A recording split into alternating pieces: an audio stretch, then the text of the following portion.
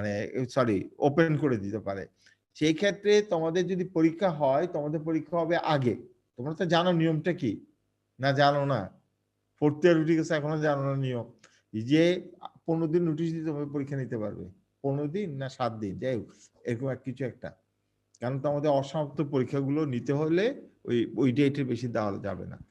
যাই হোক 2টা পরীক্ষা, সেই পরীক্ষার পরপরই কিন্তু আমি ক্লাস টেস্ট নিয়ে ফেলবো, তোমাদেরকে যাইতে দেবো না। একদিন রেখে আমি ক্লাস টেস্ট নিয়ে তারপর বিদায় দিয়ে দেবো।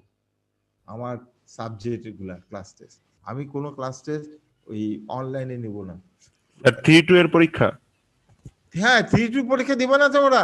জি স্যার ওইটাই তো স্যার। সেটাই তো বললাম, সেটাই যে ইনকমপ্লিট পরীক্ষাগুলো, সেইগুলো কোনো নোটিশ হলে 14 দিন না 7 দিন একটা ডেট আছে, এই ডেটের মধ্যে পরেই তোমাদের পরীক্ষা স্টার্ট হবে। এই তোমাদের তোমরা এখন 4-1 এর যে পরীক্ষাটা, এটা কিন্তু তোমাদের মানে আরেকটা রুলস, মানে আরেকটা মানে কি হয়তো তোমাদেরকে বিরাট একটা গ্যাপ দিয়ে করতে হতে পারে, কিন্তু ইয়াটা যে ইনকমপ্লিটটা কিন্তু আরেকটা রুলস এর মধ্যে পড়বে, সেটা কিন্তু ডিফাইন করা। আমি জানি না এখানে অ্যাডমিনিস্ট্রেশন কিভাবে দেখবে এটাকে, সেটা বলতেছি। সেটা হলে সে পরীক্ষা যদি আগে হয় তাহলে এরপর পরে আমি আমার ক্লাস টেস্ট নিব। সো তোমরা 4-1 এর ক্লাস টেস্টের জন্য প্রিপারেশন রাখবা। আসার সাথে আমি ক্লাস টেস্ট নিয়ে ফেলবো, একদিনে দুইটা নিব, সোজা কথা। দুইটা একদিনে দিলে তো অনেক একদিনে দুইটা স্যার তো প্রেসার স্যার। এখন স্যার দুইটাই যদি খারাপ হয়ে যায় এখন কি করতেছো? এখন করো, খারাপ হয়ে গেলে তোমার ভাগ্য খারাপ। সবার তো দুইটা খারাপ হবে না, তাহলে স্যার আগে থেকে সিলেবাস বলে দিলে ভালো। সিলেবাস তো স্যার আগে থেকে বলে দিতে সিলেবাস তো হবে। বলেছে একটা পেমেন্ট, একটা রিজিট পেমেন্ট, একটা ফ্লেক্সিবল পেমেন্ট, একটা রিজিট পেমেন্ট, সিলেবাস শেষ। একটা পরীক্ষা হবে ফ্লেক্সিবল পেমেন্টের উপর, আর একটা হবে রিজিট পেমেন্টের উপর। সিলেবাস শুনছো? জি স্যার। হ্যাঁ এটা বলে দিও। এখানে তো অনেকে আসছে না, এখন আসবে। এখানে আসার পর পরে দুইটা ক্লাসেস আমি নিয়ে নিবো, একদিন ক্যাপ দিয়ে নিবো অবশ্য, একদিন রেখে অ্যাডমিনিস্ট্রেশন কি ডিসিশন আমি জানি না, তবে খোলা দিলে আমি ওইটা নিবই। আর না হলে পরে কোন সময় নিবো সেটা, তাও এই আমার টার্গেট হচ্ছে তোমাদের 3-2 এর পরীক্ষা যেগুলো দেওয়া নেই সেটা পরপরে আমি নিয়ে নেবো।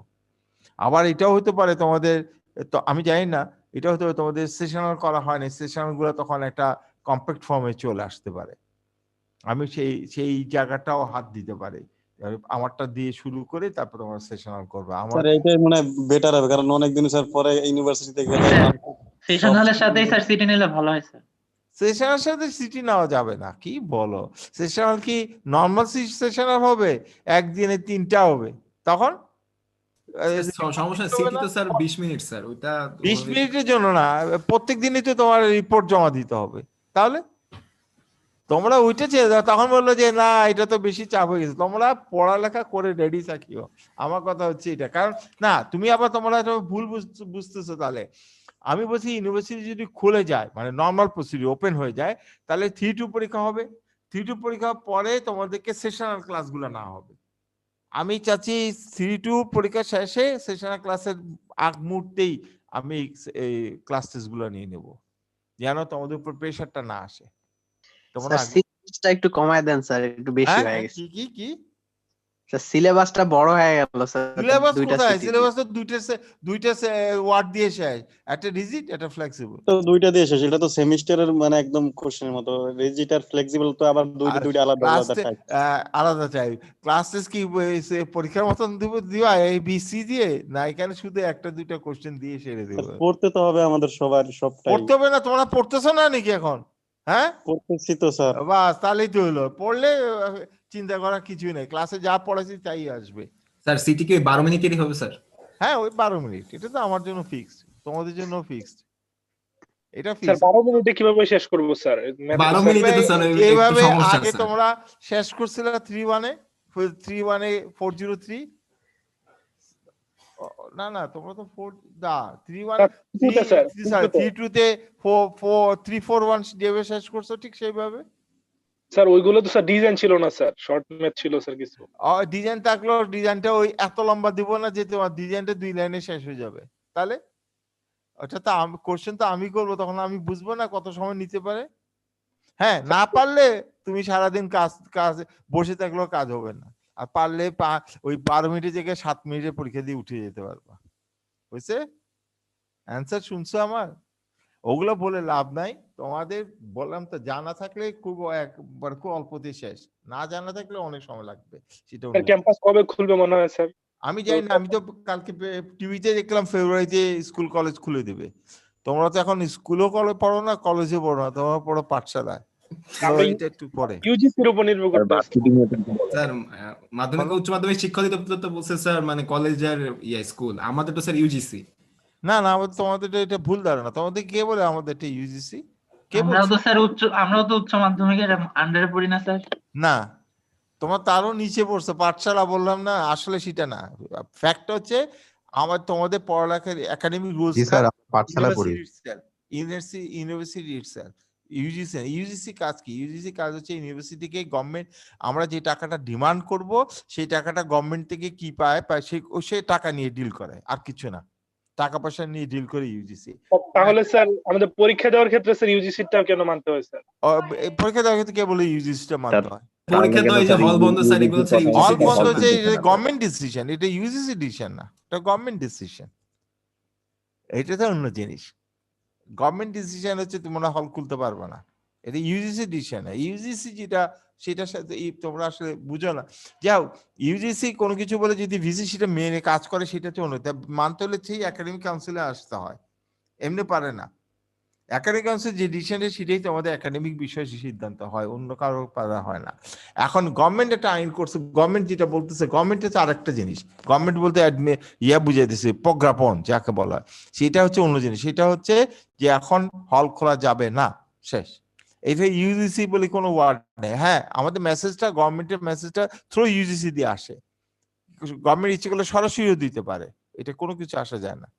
স্যার গভর্নমেন্ট তো আবার বলতেছে যে স্যার খোলার 2 মাসের মধ্যে কোনো পরীক্ষা নিতে পারবে না, শুধু আমাদের জন্য নাকি স্যার? না না না না, এটা তো গভর্নমেন্ট খোলা দিবস, এটা স্কুল কলেজ। আমি তোমাদেরকে বললাম না, ইউনিভার্সিটি আর স্কুল আর কলেজের মধ্যে পার্থক্য কি? ইউনিভার্সিটি হচ্ছে তার একাডেমিক কার্যক্রম তার একাডেমিক কাউন্সিল চালাবে, তার অ্যাডমিনিস্ট্রেটিভ কার্যক্রম তার ইয়ারাই চালাবে। গভর্নমেন্ট কোনো জিনিস ইম্পোজ করলে, এইটা প্রথম ইম্পোজ হয় সিন্ডিকেটে। সিন্ডিকেট তখন সেটা অ্যাপ্রুভাল দেয়। ধরা এখানে আছে যে একটা কিছুই বললাম যে গভর্নমেন্ট হল বন্ধ করে দিতে বলছে, হল খুলতে পারবে না, ইয়ারা কে বলে আমাদের সিন্ডিকেট সেটা অ্যাপ্রুভাল দিবে।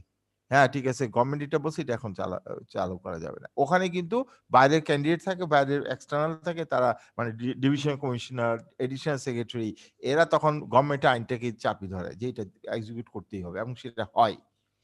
কিন্তু বাকি যেগুলো, যেরকম গভর্নমেন্ট বসে ধরো টিচারদের, ধরো একটা ইয়া করে, যেরকম দেখো শুনবা তো যে টিচারদের কোয়ালিফিকেশন নিয়ে কথা উঠছিল এক সময়, কিন্তু গভর্নমেন্টে অ্যাপ্লাই করতে পারে না, বিকজ সিন্ডিকেট অ্যাপ্রুভাল দেয় নাই, শেষ হয় নাই।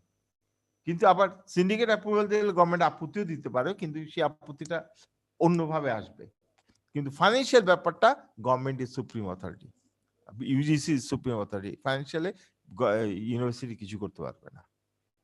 আর একাডেমিকটা সুপ্রিম অথরিটি হচ্ছে পুরাপুরি ইউনিভার্সিটি, গভর্নমেন্ট কিছু করতে পারবে না। কেন সিন্ডিকেটটা মিউচুয়াল আন্ডারস্ট্যান্ডিং এ যা হয়, যে গভর্নমেন্টের লোক থাকে বলে গভর্নমেন্ট যেটা আইন করে সেটা এক্সিকিউশন করতে হয়, কিন্তু সিন্ডিকেট অনুমোদন দিতে হবে, সিন্ডিকেট অনুমোদন দিলে কাজ করতে পারবে না। আর একাডেমিকটা সিন্ডিকেট, ইউজিসি যেরকম বলছে না ঢাকা ইউনিভার্সিটিকে পরীক্ষা নিতে পারবে না, কই করতে পারছে? তারা তাদের একাডেমিক কাউন্সিল বলছে পরীক্ষা হবে, বা শেষ হয়ে গেছে। শুনলাম নাকি ঢাকা বিশ্ববিদ্যালয় স্যার হল খোলার প্রস্তুতি নিচ্ছে স্যার? কি স্যার কোন ঢাকা বিশ্ববিদ্যালয় স্যার হল খোলার প্রস্তুতি? আমি তোমাকে বলতেছি না যে আমি পেপার ইয়াতে টিভিতে দেখলাম, এখন কয়েকদিন পরে তো প্রস্তুতি নিচ্ছে, মানে কি তারা ভিতরে ভিতরে জানে রেজাল্টটা কি, কবে নাগাদ গভর্নমেন্ট উইথড্র করবে, এটাই তাদের প্রস্তুতি। তারা গভর্নমেন্ট উইথড্র করলে, যে আমাদের হয়তো আমি জানি না আমাদের অ্যাডমিনিস্ট্রেশন কিভাবে আছে, ওই রুম পরিষ্কার করা, রুমকে তোমাদেরকে কিভাবে রাখবে, কি করবে, সোশ্যাল ডিস্টেন্স কিভাবে মেনটেন করবে, এগুলো নিয়ে কথা হইতে পারে, হবে। কিন্তু হ্যাঁ, আমাদের রুম তো তালা দেওয়া স্যার, তাহলে ওইগুলো কিভাবে? তোমাদের রুম তো তালা দেয় কেমনি করে, তোমরা দাও কেমনি করে? হ্যাঁ, রুম কি তোমরা কিনে নিছো? তালা ভাঙতে কতক্ষণ? 2 মিনিট? হ্যাঁ, স্যাররাই তো দিয়ে দিছে চাবি স্যার, শেখ হাসিনা স্যার তো সিলগালা করে দিয়েছে না রুমগুলো, গুরুত্বপূর্ণ জিনিসপত্র না সিলগালা করে দিয়েছে সেটা। এই যে একটা পলিসি, একজন আস্তে করে বলতেছে জিনিসপত্র, হ্যাঁ ওইটা একটা সমস্যা হইতে পারে, কিন্তু এই ক্ষেত্রে হল পবস নিজে তার লোক দিয়ে তালাটা ভেঙে হতে স্প্রে করে আবার সিলগালা করে দিতে পারে। সেটা মানে এটা ইস্যু একটা অন্য জিনিস। তোমরা আসার পর কি হল কি আর পরিষ্কার করতে পারবে? পরিষ্কার করতে গেলে পা উঠাবে, ওর ঠ্যাং উঠাবে, ওর স্যান্ডেল রাখাবে, এই শুধু পরিষ্কার হয় না। আর বাইরে যে নিয়মটা কি দেখো, এমনি বলতেছি, থাকার ব্যবস্থা প্রতি বছর শেষে তাদেরকে হল খালি করে দিতে হবে। খালি করে দিলে ওরা পুরা হল একদম স্প্রে করে পরিষ্কার করে ফেলে। আর হ্যাঁ, এখন কোশ্চেন যে ফরেন স্টুডেন্টরা কি করে, তারা তো আর দেশে ফিরে যায় না, তাদের জন্য ডাম্পিং একটা হল বানায়, সে হলে নিয়ে সবাইকে সেখানে ঢুকাই দেয়, এখানে এই 3 দিন 1 মাস থাকো, বাস শেষ। 1 মাস পরে তখন তাদের হলে ব্যাক করে, হল পরিষ্কার করে ফেলবে। যাই হোক, এটা পলিসি, আমি বললাম না এটা তো পলিসি, কে নেবে? যেরকম তোমাদেরটা হয়তো আমি যদি যাব না একাডেমিক কাউন্সিল, তারপর বলতেছি যদি যাই তাহলে বলবো 1, 3 আর 2, 4 একত্রে ক্লাস শুরু করা, বা পরীক্ষা সংক্রান্ত এইগুলো বিষয়গুলো 1, 3 মানে 4টাকে একত্রে শুরু করা ঠিক হবে না। দেখো আমি যেটা বুঝতেছি এখন, দেখো তোমাদের আগে পরীক্ষা হওয়া উচিত, কারণ তোমার 3-2 এর ইনকমপ্লিট রয়ে গেছে। তোমরা 3-2 শেষ করে তোমার 4-1-এ আসি, আবার 4-1-এর পরীক্ষার ব্যবসা আসবে, তাহলে 15 ব্যাচকে আমরা সেরে দিলে তাহলে 1-2-3 তখন তো 3টা ব্যাচ না? হ্যাঁ, 3টা ব্যাচে তখন একটা টাইম পরীক্ষা নিতে পারবে, নিব। তার একটা ব্যাচ আউট, 15 ব্যাচকে বাইর করে দেওয়া হবে যে এরা ঢুকতে পারবে না। ওইভাবে কিছুটা যদি হল খালি করে একটু ইজি মুভমেন্ট করে করা যায়, যেরকম যারা হলে শহরে থাকবে তাদেরকে হলে আসতে দেওয়া হবে না, এটা আমার চিন্তাধারা। যদি এইভাবে হয়, এরকম একটা প্রপোজাল আসতে পারে, সেটাই বলতেছি। আমি কি আসবে আমি জানি না, কিন্তু বলতেছি এগুলো হচ্ছে একটা প্রবাবিলিটি, অনেক ধরনের প্রবাবিলিটি আছে। স্যার আমরা তো স্যার 4th ইয়ারে মোটামুটি সবাই স্যার 4 জন করে বা 3 জন করে রুমে থাকি স্যার। আমাদের তো স্যার সোশ্যাল ডিসটেন্সিং মানা হবে মনে হয় স্যার, অন্যদের তুলনায়, জুনিয়রদের তুলনায় আর কি। কেন জুনিয়র? এখানে কোনো ওয়ার্ড নাই, এখানে ওয়ার্ড আছে 2-4 আর 1-3। তোমরা আগে 3টা ক্লিয়ার করে তোমাকে 4-এ উঠাইতে হবে, উঠানোর পরে তারপরে আসবে তোমাদের পরীক্ষা। তাহলে আমি পরীক্ষা নিব কিভাবে? তোমরা 4তে উঠলে তখন 15 ব্যাচ চলে গেলে তোমাদের আর 3টা ব্যাচ থাকে, 3টা ব্যাচে পরীক্ষা হবে। 3টা ব্যাচের পরীক্ষার মধ্যে কতজন শহরে থাকে তাদেরকে শহরে পাঠিয়ে দাও, তাহলে দেখবা হল খালি হয়ে যাবে, অলমোস্ট সোশ্যাল ডিস্টেন্স মেনটেন করা যাবে। আর তোমাদেরকে ক্যাম্পাস থেকে বাইরে যেতে দেওয়া হবে না, বাইরে যেয়ে খাওয়াটা ওইগুলো বন্ধ। স্যার এত কমপ্লেক্স করা কি সম্ভব স্যার? কেন সম্ভব না? তুমি তোমার ফাদার মাদারকে দেখো, তোমাদেরকে নিষেধ করে না হল থেকে, বাসা থেকে বের হওয়া? বলে কিনা আগে বলো আমাকে। বলে তো স্যার, কিন্তু তারপর তো বের হয় স্যার।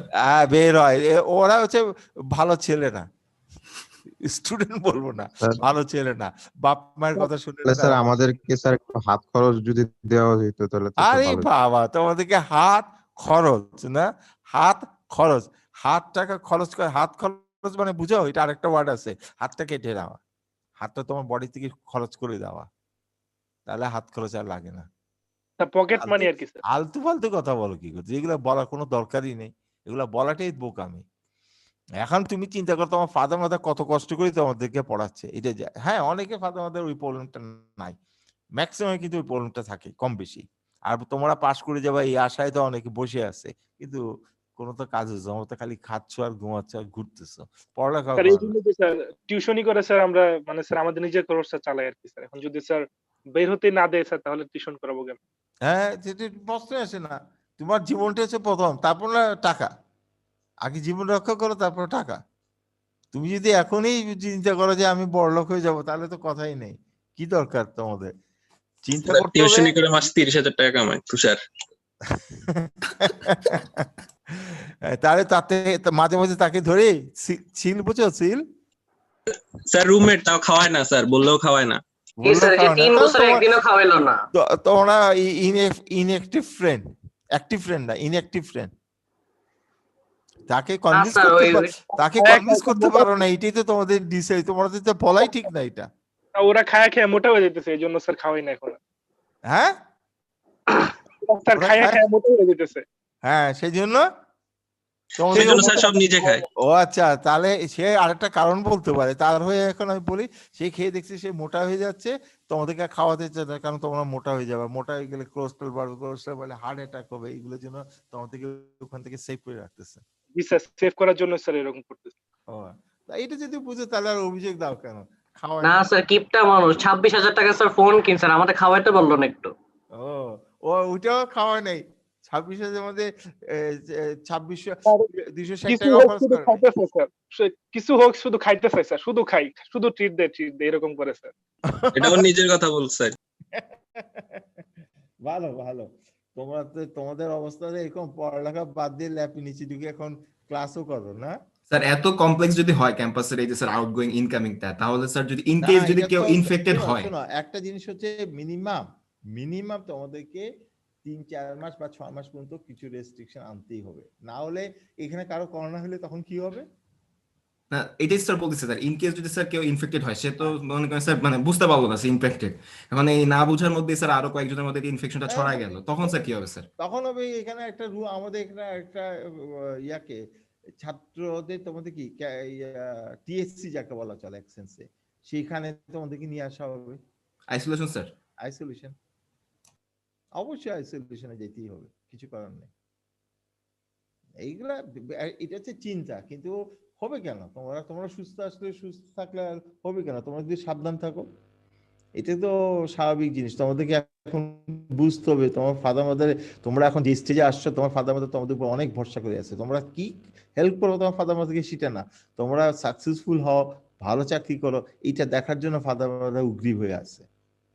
সেটা তো স্যার হলে যদি কারো জ্বর আসে সর্দি কাশি তো স্যার নরমাল, এখন ওটা না করোনা নাকি নরমাল, সেই জন্যই তো চেক, ওই জন্যই তো তোমাদেরকে প্রথম আইসোলেশন নিয়ে চেক করে তারপর যদি না দেখা করোনা নাই তখন নিয়ে আসবে। এখন তো আমার কাছে চিন্তা মনে হয় বাংলাদেশে 80% লোকের করোনা ভালো হয়ে গেছে, তাহলে এখন স্যার কারো জ্বর হইলে ওই কেন বলবে যে স্যার আমার জ্বর হইছে আমার নিয়ে আইসোলেশনে দাও? না ওটা তো ধরি হল পৌঁছের কাজ কি তোমাদের দেখাশোনা করা, তোমাদেরকে ধরে নিয়ে আসবে, ধরে নিয়ে আসতে পারলে বেঁধে নিয়ে আসবে, আর কি করবে? তোমরা তো এখন বড় হয়েছে, এটা তো বোঝা স্যার উচিত। ডেইলি তোমাদেরকে জ্বর তো মাপবে খালি সবার। একটু বললেই হলো যে তোমাদের জ্বর আসলে তোমরা চলে যাও, তোমরা একটু কনফার্ম হওয়া, টেস্ট পর্যন্ত টেস্ট হয়ে গেলে তখন তো তুমি কনফার্ম ইয়েস অর নো। তুমি স্যার ক্যাম্পাসের বাইরে না হয় মানলাম, কিন্তু ক্যাম্পাসের ভিতরে তো স্যার পাবলিক গ্যাদারিং হবে স্যার, যেমন স্যার এই যে স্যার ক্যান্টিন গুলোতে হবে স্যার, তারপর স্যার কাশেম কেন ক্যান্টিনে গ্যাদার হবে? কি ক্যান্টিনে কে আসবে? বাইরে থেকে লোক আসবে? না আমরাই তো আসবো স্যার, আমরাই তো আসবো স্যার। তোমাদের মধ্যে কারো করোনা না থাকলে তো হবে না কারো, এটা আবার কি বললাম? আমরা তো আগে এনশিওর করতে যে কারো করোনা নাই, এরকম লোক এরকম দিকে আমরা ঢুকাবো তাহলে? আর হ্যাঁ স্বাভাবিক জিনিস একটু এগুলো অ্যাভয়েড করা ভালো, তখন দেখা যাবে হল পোস্টে কি ধরনের উদ্যোগ নেই, আমি তো আর বলতে পারবো না। স্যার যারা শহর থেকে আসবে স্যার তাদেরটাও তো বলা যায় না স্যার, প্রত্যেকদিন আসবে শহর থেকে, সেটা তো তাদেরকে ক্যান্টিনে ঢুকতে দিবা না, নিষিদ্ধ তারা ক্যান্টিনে ঢুকে, হল প্রেমিসে ঢুকা নিষিদ্ধ, তারা এখানে এসে পড়ালেখা করে চলে যাবে বা লাইব্রেরিতে বসে চলে যাবে, তাদেরকে আর কন্ট্রাক্ট আনতে দেওয়া হবে না। তো পরীক্ষার সময় এক ধরনের জিনিস, পরীক্ষা পরে আরেক ধরনের করতেই হবে, কিছু করার নেই। আর সে যদি বলে আমি ক্যাম্পাসেই থাকবো তাহলে আর হল শহরে যেতে পারবে না, দুটো থেকে একটা তাকে অপশন নিতেই হবে। এখানে তোমাকে যারা এখানে হলে থাকে তাদের তো ঠিকই আছে, যারা হলে থাকে না তাদের জন্য অপশন দুইটা থেকে একটাতে যেতেই হবে। এটা হচ্ছে যে আইডিয়াল কন্ডিশনের কথা বলতেছি, তোমরা কতটুকু মানবা না মানবে এটা তোমাদের ব্যাপার, এটা হচ্ছে নর্মাল জিনিস, আমি মনে করি এটা মানা উচিত। কেন আর বেশি দিন নাই, আর বেশি দিন লাগবে না, 6 থেকে 1 বছরের মধ্যে এটা সলভ হয়ে যাবে, বিকজ তোমরা বাইরে হওয়ার সময় এটা সলভ হয়ে যাবে আশা করি ইনশাআল্লাহ। ইনশাআল্লাহ স্যার। এই তার মধ্যে যদি কেউ এফেক্টেড হয় তাহলে ক্ষতি আর কি, এটাই হচ্ছে বিষয়। আচ্ছা যাই হোক, তোমরা সবাই আসছো, এসে গেছে, অনেকক্ষণ হয়ে গেছে, শুরু করি আমরা শুরু করি আজকে কন্ট্রাক্ট। What is contract? এখানে লেখা আছে an agreement which is একটু স্যার স্লাইড শোতে নিয়ে যান স্যার, একটু লেখাগুলো ছোট তো স্যার। লেখা ছোট তাহলে তো তুমি অন্যগুলো তো পড়তেই পারবে না, এটা যদি ছোট বলো আমি দেখি তাহলে একটু স্যার একটু মানে স্লাইড শোতে নিয়ে গেলে ভালো হয় স্যার। দাঁড়াও আমি একটু দেখি, না এটা তো অনেক বড়।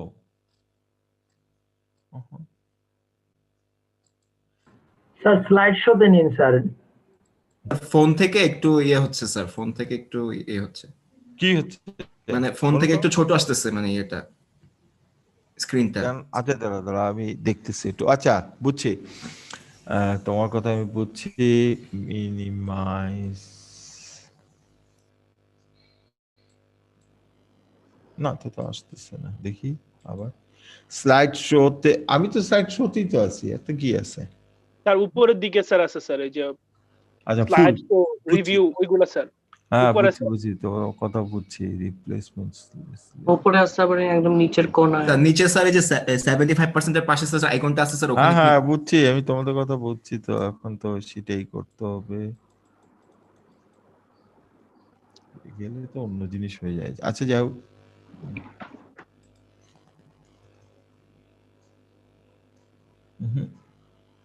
আচ্ছা এইটাকে মিনিমাইজ করি, আমাদের এটা লাগবে না।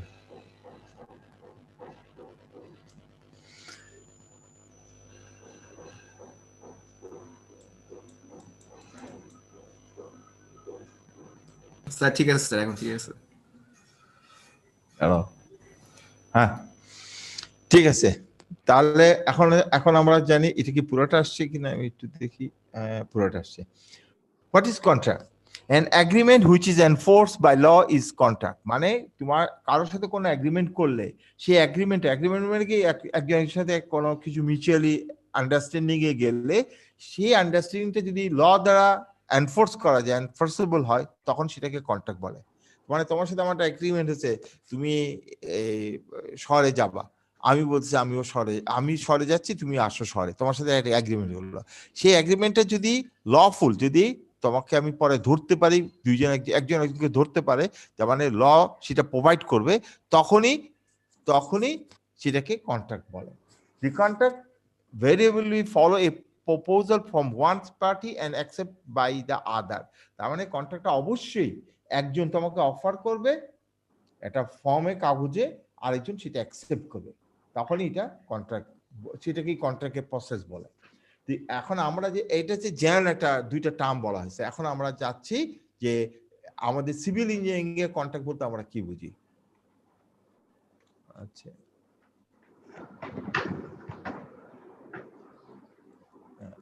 এবার আসি, এটা কেউ কি মোর লেভেল, আচ্ছা ঠিক আছে যাই হোক। The term contract, so far as Public Works Department (PWD) is concerned, means a written understanding by execution of the work or supply the materials or performance the service connected with therewith, duly accepted and registered by the competent authority on behalf of the union or state government. তার মানে public works department, আমরা যেটা সিভিলের জন্য খুব বেশি important মানে এটা আমরা ধরে নিচ্ছি, সিভিল ওয়ার্কটাই হচ্ছে পাবলিক ওয়ার্কস ডিপার্টমেন্ট করে। তারা যেটা করে কি, কোনো জিনিস কি কাজ করা বা কোনো ম্যাটেরিয়াল সাপ্লাই করা বা কোনো পারফরমেন্স সার্ভিস কানেক্ট, মানে কনসালটেন্সি তারা সার্ভিস দিবে, এইগুলা কন্ট্রাক্ট মানে যে এটাকে অ্যাকসেপ্ট করে দিবে, ডিউলি অ্যাকসেপ্টেড অ্যান্ড রেজিস্টার্ড, মানে এই একটা ফর্মে সাইন করবে এবং সেটা রেজিস্টার হবে, সেইটা কি পাবলিক ওয়ার্কস ডিপার্টমেন্ট কি? পাবলিক ওয়ার্কস ডিপার্টমেন্ট হচ্ছে authority on behalf of the union or states government.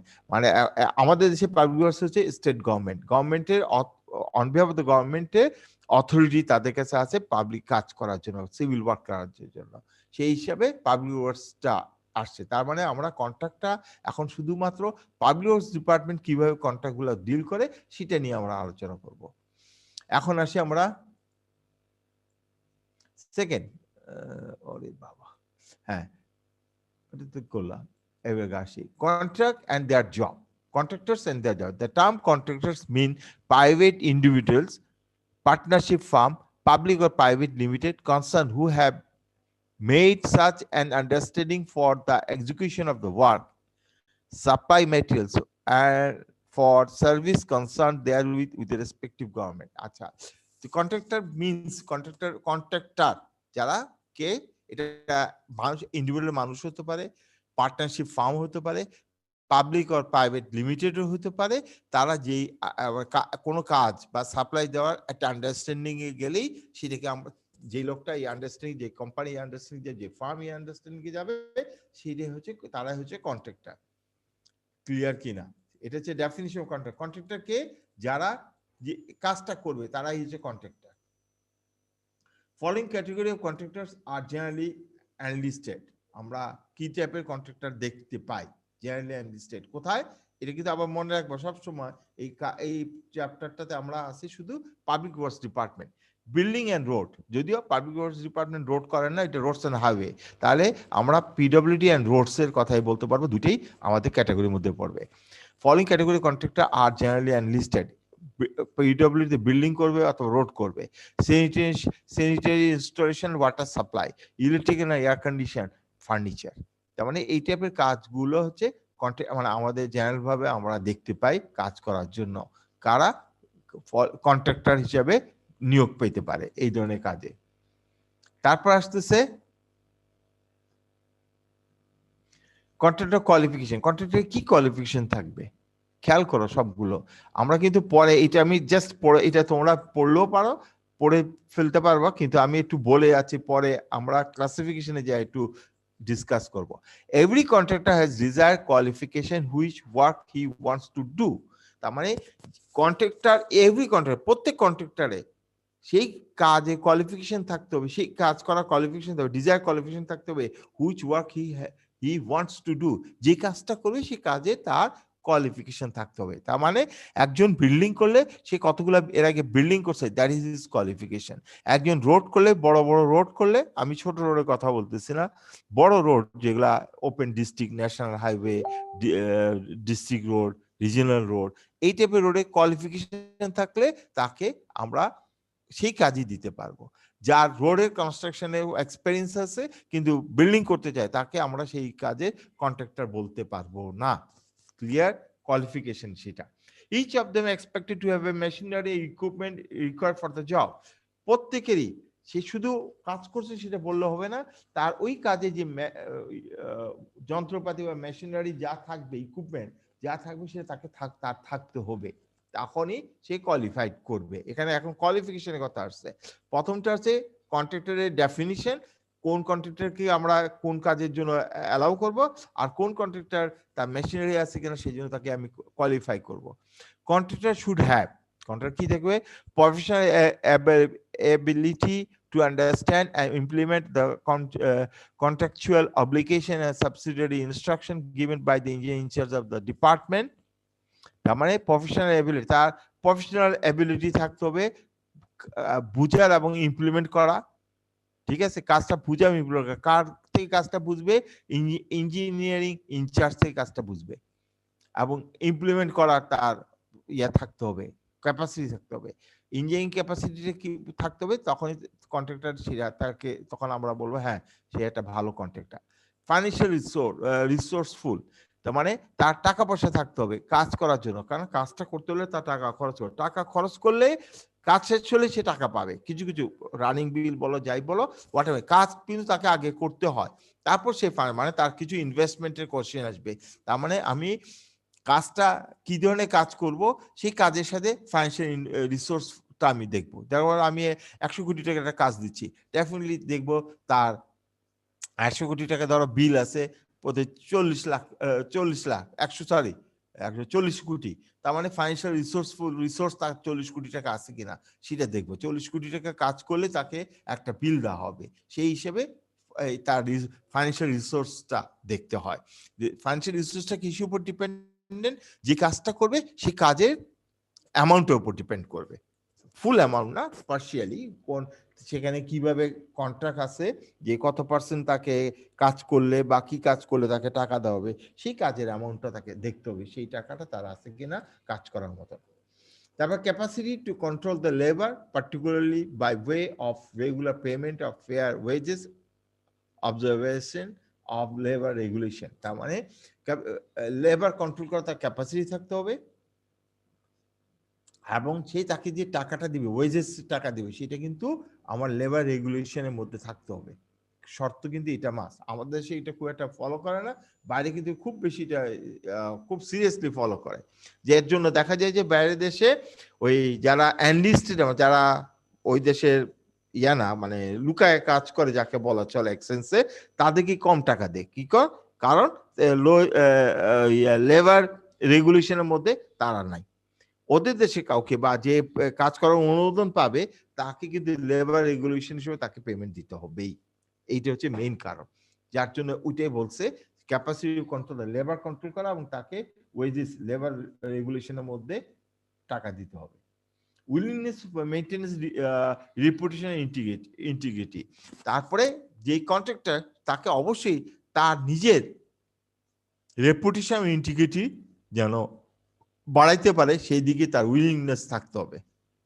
এই কথাটা কেন আসছে আমি তার আগে আচ্ছা আগে এক্সাম্পলটাই বলে দিই। পরে যেমন একটা কন্ট্রাক্টর সে বিট করছে, সে খুব চালাক। বিট করছে কিভাবে? বিট করছে এই প্রথম আমরা জানি সিভিল ওয়ার্কের কাজই কি, প্রথম মাটি কাটে ফাউন্ডেশন করা, ফাউন্ডেশন পরে কলাম করবে, ছাদ করবে, তারপর তার মেইনটেনেন্স মানে বাথরুম ফিনিশিং টিনিশিং এ যায়। কিন্তু আমাদের দেশে না সবখানেই এইগুলো কস্টিংটা খুব একটা বেশি না, বাকি ফিনিশিং কস্টিং কিন্তু খুব হাই। ঠিক আছে, এখন কেউ একজন কন্ট্রাক্টর তার মাথায় অন্য জিনিস ঢুকছে, সে কি করলো এইসব কস্ট যেগুলা করতেই হবে বিল্ডিং না করতে পারলে সেই জিনিসগুলো রেট হাই দিচ্ছে, এবং ওই যেগুলো হাই রেট সেগুলোকে একটু কমাই দিচ্ছে, যার জন্য সে লোয়েস্ট হয়ে গেছে। লোয়েস্ট হলে সে কাজটা পাবে, কাজটা পেলো, কাজটা পেয়ে সে মাটি কেটে ফাউন্ডেশন করে কলাম করে বিল্ডিং দাঁড়া করায় ফেলে, স্ট্রাকচারটা দাঁড়া করায় ফেললো, করায় সে ম্যাক্সিমাম টাকাটা তুলে ফেললো, সেখানে ওই পার্ট পেমেন্ট পাবে। পেয়ে গেলে পরে আর পরে কাজগুলো তার জন্য লস হবে, সে জানে সেই রেট কম দিচ্ছে, সেই কাজগুলো করলো না। এখানে কি হলো, ওই কন্ট্রাক্টরকে ব্ল্যাক লিস্টেড করতে পারে, তার মেইনটেনেন্স মানে তার রেপুটেশন খারাপ হবে, ইন্টিগ্রিটি খারাপ হবে, মানে পরে আরেকটা কাজের জন্য তাকে আর দেওয়া হবে না, বলবে সে ওই কাজটা এইভাবে ফেলে চলে গেছে। এই জন্যই তার উইলিংনেস থাকতে হবে সে কাজ করার জন্য। আচ্ছা, তারপর এখানে আসি কি আছে,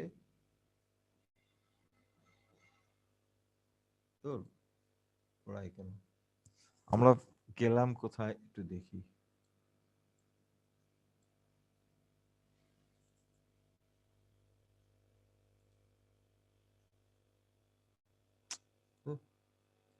আচ্ছা, এইটা আমরা দেখছি না, হ্যাঁ তারপরে আমরা আসতেছি এখন এইটাতে। এখানে কি, এখানে হচ্ছে আসি essential to contractor. Contractor কি জিনিস essential? Essential contractor for the following particulars by which all the agreement must be made in order to constitute a valid contract. মানে নিচে এই সবগুলোর মধ্যে এই এগ্রিমেন্ট গুলো যদি কিছু সব জিনিসই থাকে তখন আমরা বলবো এই কন্ট্রাক্টটা ভ্যালিড, মানে এটা আসলে রিয়েল কন্ট্রাক্ট হয়েছে। যে মানে ইনভ্যালিড কন্ট্রাক্টে আরেকটা জিনিস লফুল অথরিটি থাকে না, আসলে ভ্যালিড বলতে এটা বোঝানো হচ্ছে দ্যাট ইজ লফুল। তার মানে তুমি কোর্টে গেলে বা এরা কোর্টে গেলে এখানে একটা ফাইট হতে পারে, আর ইনভ্যালিডে ফাইট হবে না, কোর্ট বলবে এটা কন্ট্রাক্টটা ইনভ্যালিড, তার মানে তুমি কি করছো কে কি করছে সেটা আর দেখতে যাবে না। ভ্যালিড কন্ট্রাক্টে কি জিনিস থাকবে? Contract should be made by parties component to contract, মানে কি কি কাজ করবে পার্টিজ কম্পোনেন্ট, কি কি কম্পোনেন্ট থাকবে সেটা থাকতে হবে। Contract shall be made by free concern of the parties. এখানে আচ্ছা ঠিক আছে আমি একটু বলে যাই, আমরা ওইটা ব্যাখ্যা একটু নিচেই দিচ্ছি। Contract should be made by parties component to contract, free consent of the parties, definite proposal in the acceptance, lawful and meaningful shall be certain হতে হবে। এখানে পাঁচটা ব্যাখ্যা দেখো, এখানে কি বলছে আমি অল্পতেই চলে যাব। Parties component to contract, number 1 যেটা বলছে person is component to contract provided he is, মানে সেই এখানে যে কথা হচ্ছে না, এখানে দেখো আবার আমি যাই, যে contract shall be made by parties component to contract, তার মানে আমি দুজন ব্যক্তি যে কন্ট্রাক্ট করবে, একজন কন্ট্রাক্টর হবে, একজন কন্ট্রাক্টটা হবে অফারটা দিবে, দুজনেরই বয়স ইয়ার উপর হতে হবে, আমাদের এইজটা ম্যাচুরিটি লেভেল উপর হতে হবে, যেটাকে বলছে his age maturity according to the law. মানে বাংলাদেশের ল হিসেবে যদি কারো বয়স 18 নিচে হয়, সে যদি কন্ট্রাক্ট করে সেই কন্ট্রাক্ট ইনভ্যালিড। ক্লিয়ার সবার কাছে?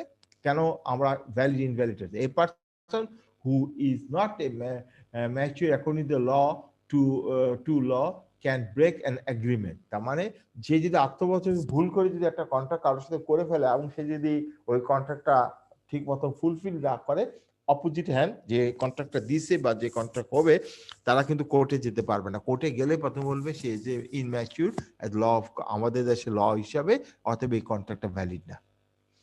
তারপর সেকেন্ড হচ্ছে হিজ সাউন্ড মাইন্ড, তার সাউন্ড মাইন্ড হতো মানে সে পাগল হতে পারবে না।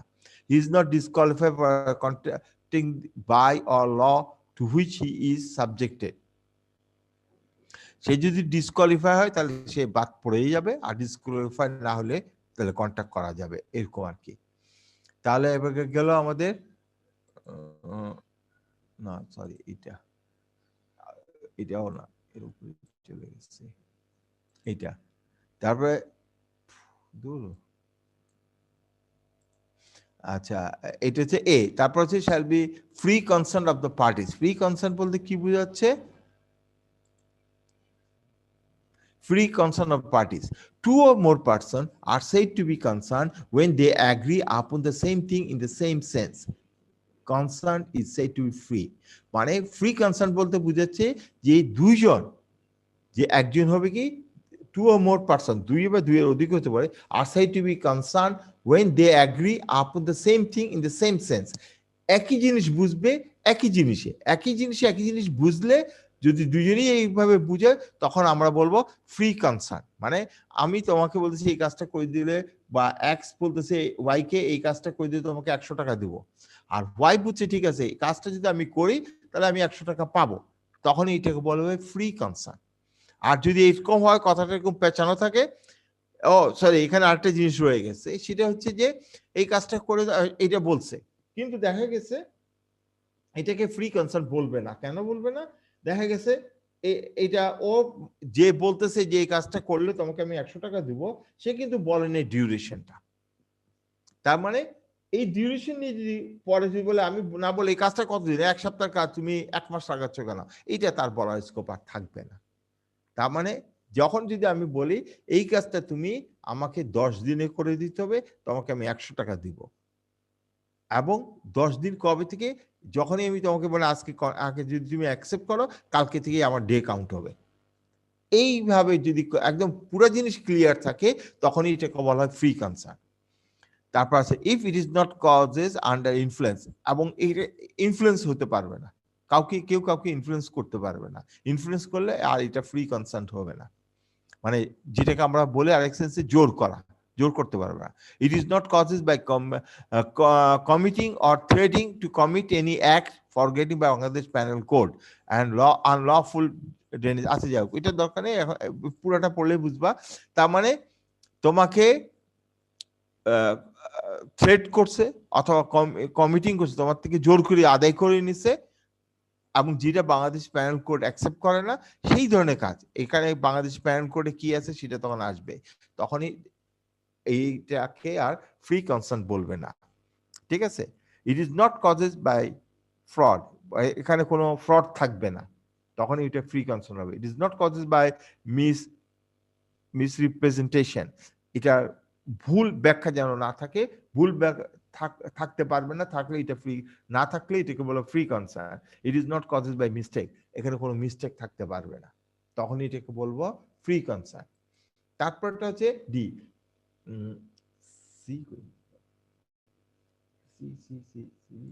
ছিল না, তার আগে আছে definite proposal and its acceptance. সিতে তোমরা দেখবা পরে, এটা ওইটা আগেই বলেছে ABCDE মনে হয় এইটি শেষ, এখানে সিতে বসে definite proposal and its acceptance. The type of contract must be precise and definite, and there must be no room for ambiguity or misconstruction therein. When one person signifies to another his willingness to do anything, that is contract, is said to be to make a proposal.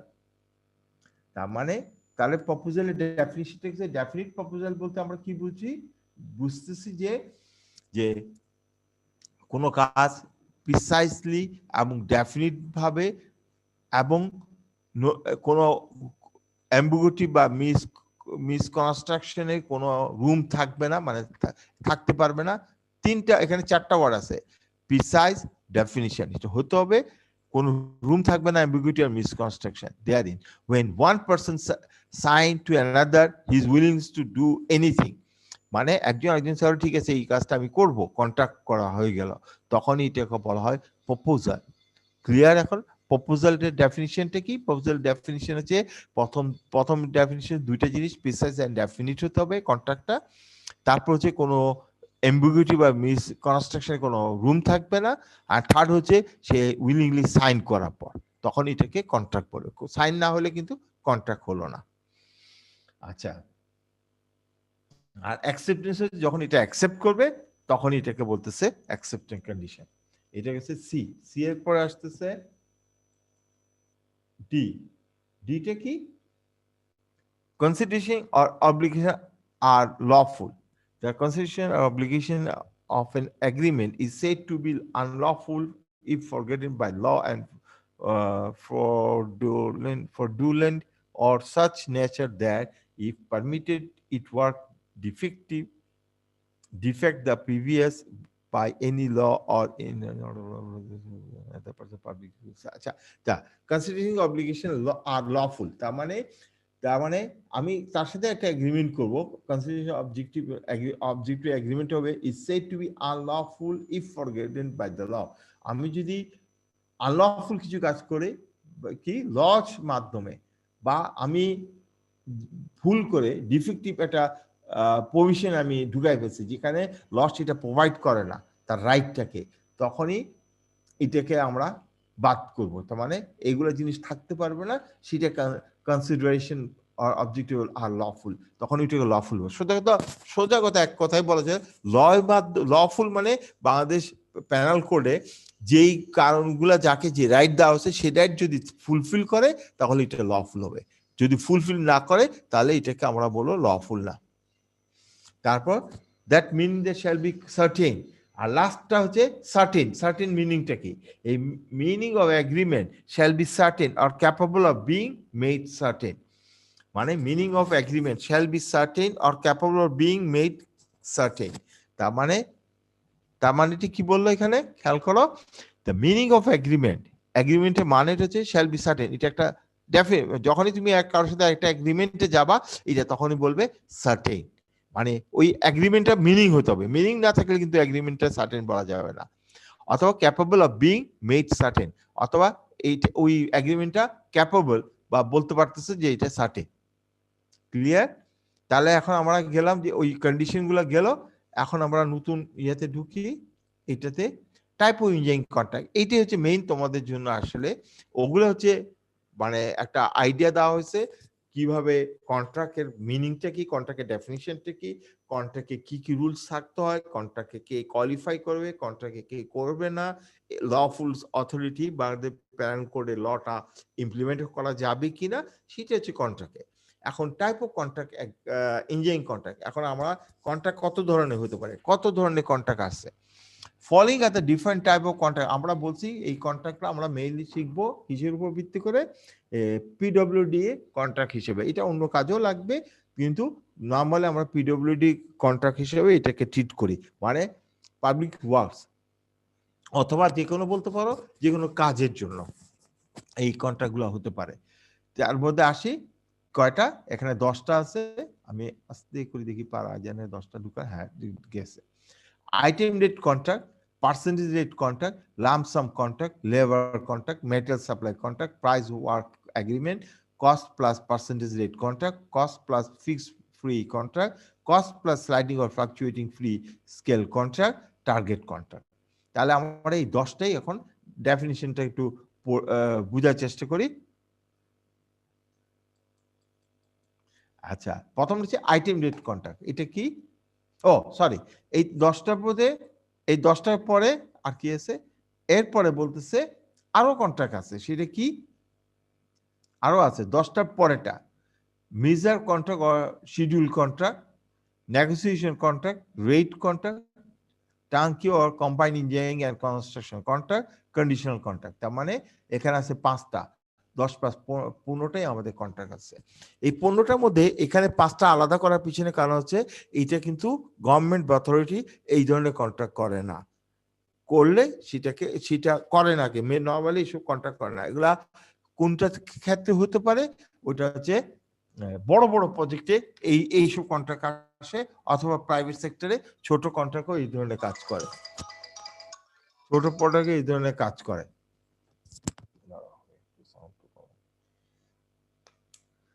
So ছোট contract গুলো এরা follow করে, অথবা বড় বড় government গুলো বড় বড় কন্ট্রাক্টে এই কাজগুলো এই কন্ট্রাক্ট গুলো ফলো করে।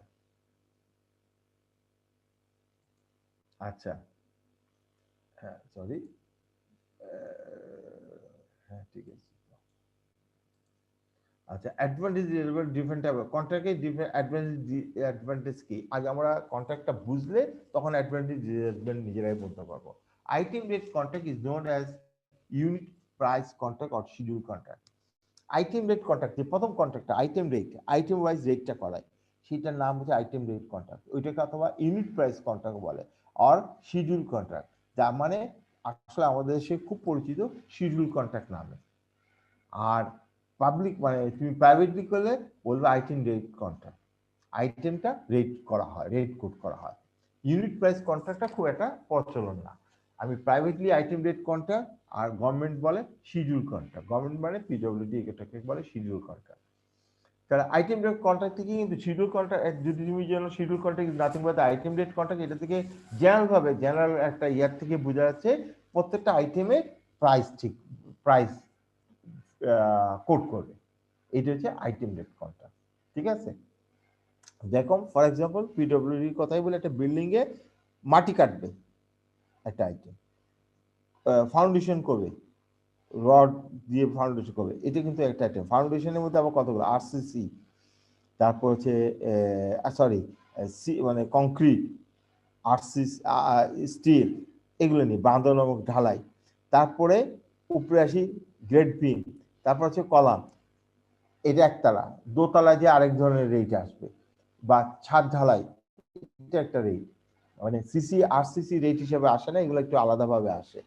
তারপর আসবে অনেক জিনিস, ইলেকট্রিকের তার, কন্ডিউম, এইসব প্রত্যেকটা আইটেম, একটা বিল্ডিং এ যা যা আইটেম লাগবে সবগুলো আইটেম ওয়াইজ আসবে, সেটাকে বলে শিডিউল কন্ট্রাক্ট বা আইটেম রেট কন্ট্রাক্ট। এখন এখানে কি বলছে, for item rate contract, contractor are required to quoted rate for individual item of work on the basis of the schedule quantity finished by the department যে কাজগুলো করতে আছে সেই প্রত্যেকটা আইটেম ওয়াইজ সে রেট কোড করবে। এটা হচ্ছে আইটেম রেট কন্ট্রাক্ট।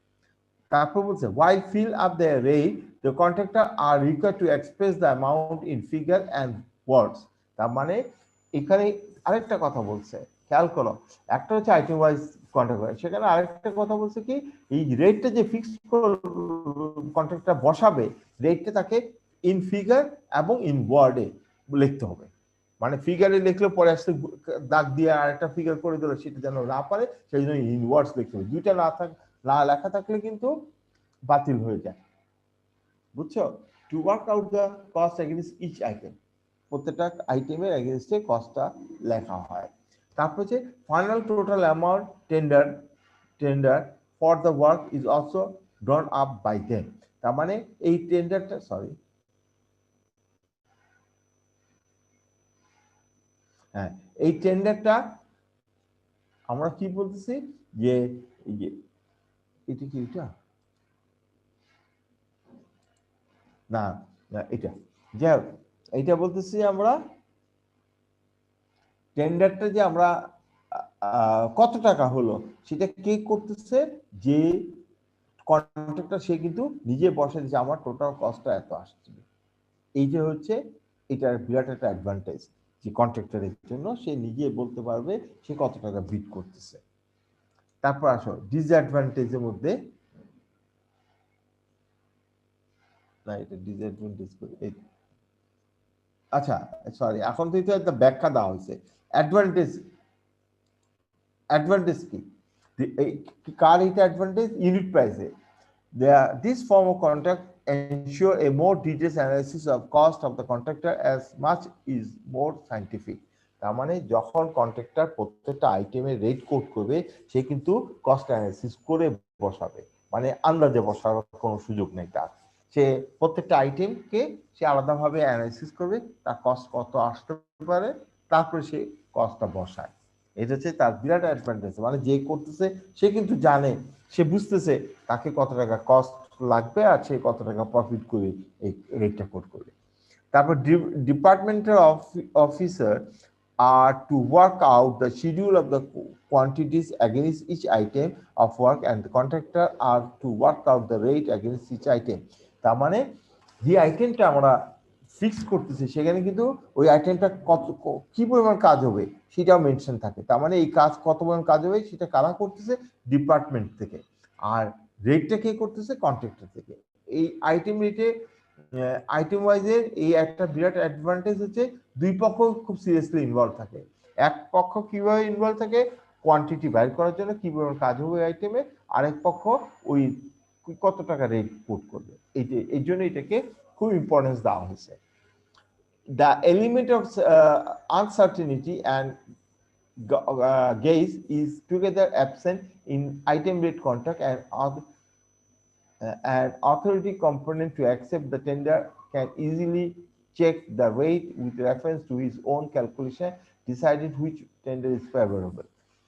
কি বলছে এখানে, এখন বলতেছে যে এখানে আনসার্টেনিটি বা আন্দাজ করা এটা কিন্তু করা যাবে না, করলে পারবে না আইটেম রেট কন্ট্রাক্টে, আন্দাজ করে কিন্তু কিছু করা যাবে না বা আনসার্টেনিটি রাখা যাবে না।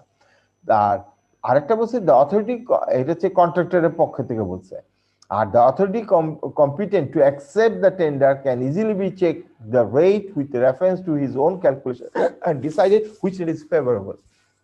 তার মানে সে যেখানে লোয়েস্ট পাইছে যাকে তারটা সে চেক করতে পারে ইজিলি। মানে আমি যে ফিগার দেব, আমি তিনটা পেলাম, একটাতে 100, একটাতে 101, একটাতে 99, তারপরে লোয়েস্ট কি 99টা, এটা ইজিলি ফাইন্ড আউট করা যায়। কিন্তু এটা টেন্ডার দেওয়ার জন্য না, ডিসিশন আমার ডিসাইডেড, এটা সবচেয়ে লোয়েস্ট বোঝা যাচ্ছে। এইভাবে রেটটা কিন্তু এটা কে লোয়েস্ট হবে কিন্তু বলা যাবে না, কেন, বিকজ সেই যে ভিতরে আইটেম ওয়াইজ করছে যে গুণ করে যোগ করবে, এই ম্যাথমেটিক্যাল ক্যালকুলেশন ভুল আছে কিনা এটা কিন্তু চেক করার পরে, চেক করে যদি ভুল পায় সেটা দাগ দিয়ে সে মাইট বি লোয়েস্ট না হয় হাইয়েস্ট হয়ে যেতে পারে বা কোন একখানে ঢুকে যেতে পারে, সেই হিসাবে তখন সেইটা মানে ওই পজিশনে যাবে, পরবর্তীতে ওইটা ডিসিশন হয় সে কোথায় ঢুকবে।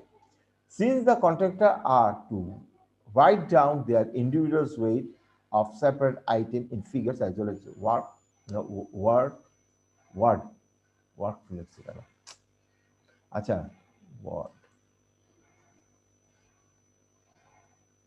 words, it is not easy to form a writing during submission of tender and to allot a work to one of the contractor without competition. তার মানে এখানে আরেকটা ভালো কথা বলতেছে, এটা একটা বিরাট অ্যাডভান্টেজ হচ্ছে যারা কন্ট্রাক্টর অ্যাকসেপ্ট করবে তাদের জন্য এটা খুব একটা ইজি না যে লোয়েস্ট তাকেই দিতে হবে, লোয়েস্ট ছাড়া অন্য কাউকে দেওয়ার সম্ভাবনা একদমই নাই। মানে সরি আমি ভুল বলছি, যে মানে যে লোয়েস্ট তাকে আইডেন্টিফাই করাটা খুব ইজি, মানে এখানে ম্যানিপুলেট করা যাবে না, কেন, ফিগারটা এবং কথায় লেখা হচ্ছে সেই জন্য, ঠিক আছে। প্রত্যেকটা আইটেমে the contractor work out the rate of all items of the schedule in order to put it in the tender. টেন্ডারে যত কাজ আছে সবগুলোই কি তাকে লিখতে হবে, সে রেট কোড করতে হবে, আদারওয়াইজ কিন্তু কম্পেয়ার করা যাবে না। সাপোজ ধরো এইটা আমি একটু মানে রিয়েল পিকচারটা বলি, এবার রিয়েল পিকচার ধরো সে 100টা আইটেম আছে, 100টা আইটেমের মধ্যে দেখা গেছে যে সে 2টা আইটেম কোড করলেন, শেষের দিকে কোড করে নেয়, তাহলে আমি কি তার টেন্ডারটা বাতিল করবো? না, আমরা বাতিল করবো না, আমরা কি করব, ওই 2টা আইটেম হাইস্ট কত দিচ্ছে ওই হাইস্টটা বসায় তার রেট কোড করা হবে, তাকে কম্পিটিশনে আনা হবে। মানে 2টা আইটেম দেয় নাই বলে যে সেই কম্পিটিশন থেকে বাদ পড়বে তা না, তাকে ওই 2টা আইটেম, যে 2টা আইটেম সে লেখে নেই, যতগুলো টেন্ডার বসে তার মধ্যে হাইয়েস্ট ভ্যালু যত, সেই ভ্যালুটা ওখানে বসায় সে কম্পিটিশনে ঢুকবে, এবং কম্পিটিশন ঢুকে যদি সে পেয়েও যায় তখন তাকে কন্ডিশন হবে তুমি এই 2টা রোড আইটেম কোড করে এই 2টা আইটেম এই রেট পাবা, তুমি কাজ করতে ইন্টারেস্টেড কেন, যদি হয় ইয়েস কন্ট্রাক্ট হয়ে যাবে, আর না করতে চাইলে নেক্সট কন্ট্রাক্টরের দিকে যাবে। The unworkable rate tender may be avoided and consequently leads to smooth progress and timely completion of the work. Unworkable rate tender may be avoided, মানে যেটা কাজ করবে না এই ধরনের রেটকে অ্যাভয়েড করা ভালো। কেন কেন এখন কোথায় আনঅ্যাভয়েডেবল রেট, এটা কেমনে বুঝবা? এখন যারা যারা অফিস টেন্ডার করে বা যারা ইঞ্জিনিয়ার বা যারা এই টেন্ডার রেডি করছে, তারা জানে এই কাজটা করতে কত টাকা লাগবে। ধরো এই কাজটা করতে 100 টাকা লাগবে বা 120 টাকা লাগবে। কেউ যদি খালি 20 টাকা দেয় তখন সে বুঝবে এই কাজটা সে করবে না, সেই জন্য 20 টাকা দিছে, তখন ওইটাকে অটোমেটিকলি বাদ দেওয়া যায়। কনসিকুয়েন্টলি লিস্ট কেন বাদ দিবে? কারণটা হচ্ছে স্মুথ প্রগ্রেস, সেই স্মুথ প্রগ্রেস করবে না, টাইমলি কমপ্লিশন দেওয়া, ঠিক মতো কাজটা শেষ করবে না। ঠিক আছে, এখন আসি এটাতে। আমি এটা একটু ডিটেলস বলতেছি কারণ এটা আমাদের বেশি কাজে লাগে সেই জন্য। ডিসঅ্যাডভান্টেজ, এখানে ডিসঅ্যাডভান্টেজ কি আছে? কিসে? ইউনিট প্রাইস বা শিডিউল রেটে। Sometime the item wise rate may be incorrect and sometimes such incorrectness may be provided by a contractor in his own interest.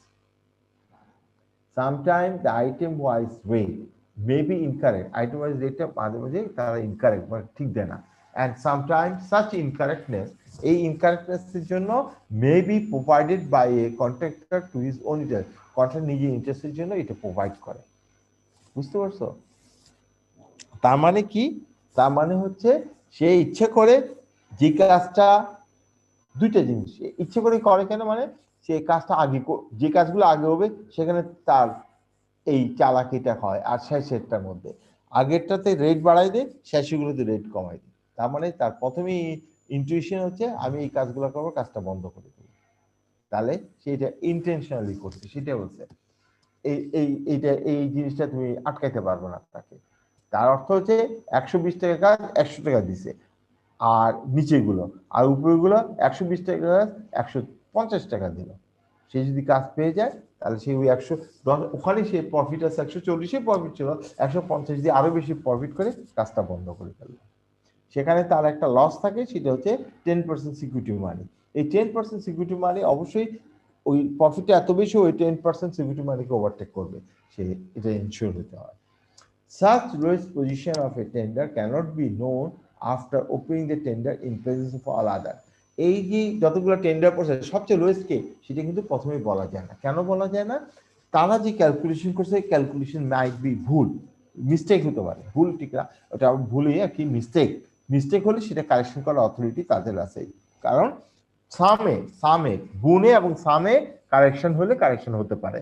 তার মানে আমি যখন প্রথমে ওপেন করছি, ওপেন করে যেই টেন্ডারটা আমি বললাম, কি পেলাম?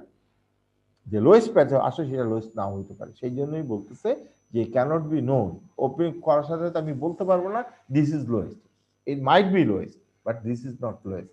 এটাই, তার যদি ভুল না থাকে তাহলে ইট ইজ লোয়েস্ট হবে, ভুল থাকলে আর লোয়েস্ট হবে না। As the quantity may be increased or decreased as by wise anticipate or perhaps outside information, a contractor may quoted higher price of its items that are likely to be required in increased quality and low price for item like to be decreased or require same quantities. তার মানে এখানে একটা কারাপশনের কথা বোঝানো হচ্ছে। দেখো খেয়াল করো যে কোন কোয়ান্টিটি ইনক্রিজ হতে পারে, ডিক্রিজ হতে পারে। ঠিক আছে, ভুল মানে এস্টিমেশনে ভুল হয়েছে যাকে বলা চলে। ভুলটা ইন্টেনশনাল না আনইনটেনশনাল সেটা আমরা বলতেছি না। কি বলতেছি? As by wise anticipate and perhaps outside information. Wise anticipate, যে কন্ট্রাক্টর নিজেই বুঝে যে এখানে এরা ভুল করে মানে কোয়ান্টিটি কম দিছে। ওয়াইজ অ্যান্টিসিপেশন মানে যে সিনিয়র বা এক্সপেরিয়েন্স কন্ট্রাক্টর এটা বুঝতে পারবে। অথবা আউটসাইড ইনফরমেশন, এই কন্ট্রাক্টর বা বাইরে থেকে ইনফরমেশন দিছে এখানে আইটেমটা কম দেওয়া হয়েছে কিন্তু এই আইটেমটা বেশি দেওয়া হয়েছে, তাহলে কি যে বেশিটাকে সে কম রেট করবে, কমটাকে বেশি রেট করবে, আর অন্যদের সাথে কম্পিটিশনে সে জিতে যাবে। কারণ বেশি রেটটা কম কোয়ান্টিটি, রেট বেশি, গুণ করলে গুণফল একটা কিছু আসবে, আর একটা বেশি কোয়ান্টিটি হবে কম দ্বিগুণ করলে সে আলটিমেটলি লোয়েস্ট হবে। কিন্তু যখন পেমেন্ট পাওয়ার সময় দেখা যাবে সে আসলে যে টাকা লোয়েস্ট হয়েছে সেটা তার থেকে বেশি পেমেন্ট পেয়ে যাচ্ছে। এই জিনিসটা বোঝানো হচ্ছে। এখানে দুইটা জিনিস বলছে, একটা হচ্ছে কন্ট্রাক্টর ভালো বেশি অভিজ্ঞ হতে পারে, অথবা ডিপার্টমেন্টে কেউ লুফলস করছে সেই জন্য। Third one, in that case, department should stand to lose heavily due to the unbalanced tender. এই ক্ষেত্রে ডিপার্টমেন্ট টাকা লস করে, কারণ জিনিসটা কি হয়েছে কম্পারেটিভ স্টেটমেন্ট, তার মানে এটা যদি তারা না জানি করে তাহলে তারপরও মানে লস করবে, মানে যে টাকা কাজ করা যেতে পারতো কম্পিটিশনে সেই টাকার থেকে বেশি টাকা তাদের খরচ হবে। আর এটা তো অভিজ্ঞ কন্ট্রাক্টরের জন্য, আর নিজেরা ইনভলভ থাকলে তো লস হলো গভর্নমেন্টে, লাভ হলো ইঞ্জিনিয়ারিং, ইস্যুটা এরকমই আর কি। Comparative statement of its item rate tender is more elaborate and comprehensive, and intelligent skewing is required. Comparative statement item rate tender is more elaborate, মানে এই যে comparative statementটা তৈরি করবে মোর মানে ব্যাখ্যা থাকবে, কম্প্রিহেন্সিভ থাকবে এবং ইন্টেলিজেন্স ভাবে সেটাকে তৈরি করতে হবে। Comparative statement, what is comparative statement? ধরো 10টা tender unit price rate code করে জমা দিচ্ছে, 10টাকে পাশাপাশি রেখে অ্যানালাইসিস করা আসলে কি হতে পারে, কোন রেট বাড়লে কোন কে লোয়েস্ট হবে, কোন রেট কমলে কে লোয়েস্ট হবে, এখন লোয়েস্ট কে, এইগুলোকে একটা কম্পারেটিভ স্টেটমেন্ট করতে পারে easily. A mistake in it may lead to work being awarded to a contractor who is not lowest tender. একটা ভুলের জন্য দেখা যাচ্ছে কাজে কোয়ান্টিটি, ভুলটা কি কোয়ান্টিটি আর কিছু জন্য না হয় বা না, ভুলের জন্য যে লোয়েস্ট সে না পায় অন্য একজন পাবে। আমাদের কন্ট্রাক্টরের বিরাট কন্ডিশন হচ্ছে যে লোয়েস্ট তাকে দিতে হবে। এটা হচ্ছে ইউনিট প্রাইসের কথা, গভর্নমেন্টের কথা।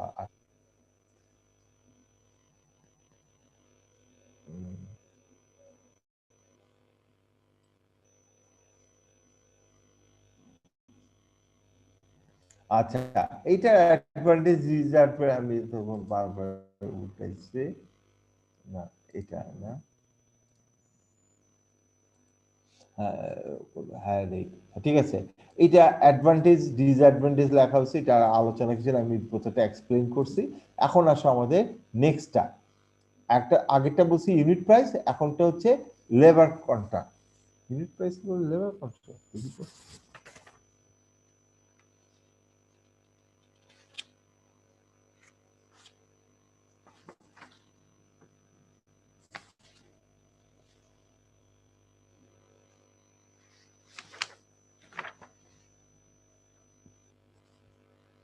হ্যাঁ পার্সেন্টেজ না, পার্সেন্টেজ রেট কন্ট্রাক্ট আসছে, এটা দেখি তো কোথায় গেছে, নাম সাম contract,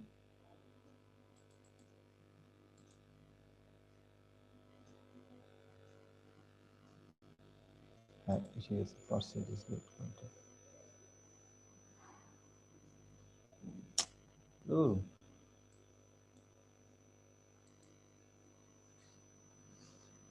some contract percentage rate করে, এটা percentage rate contract.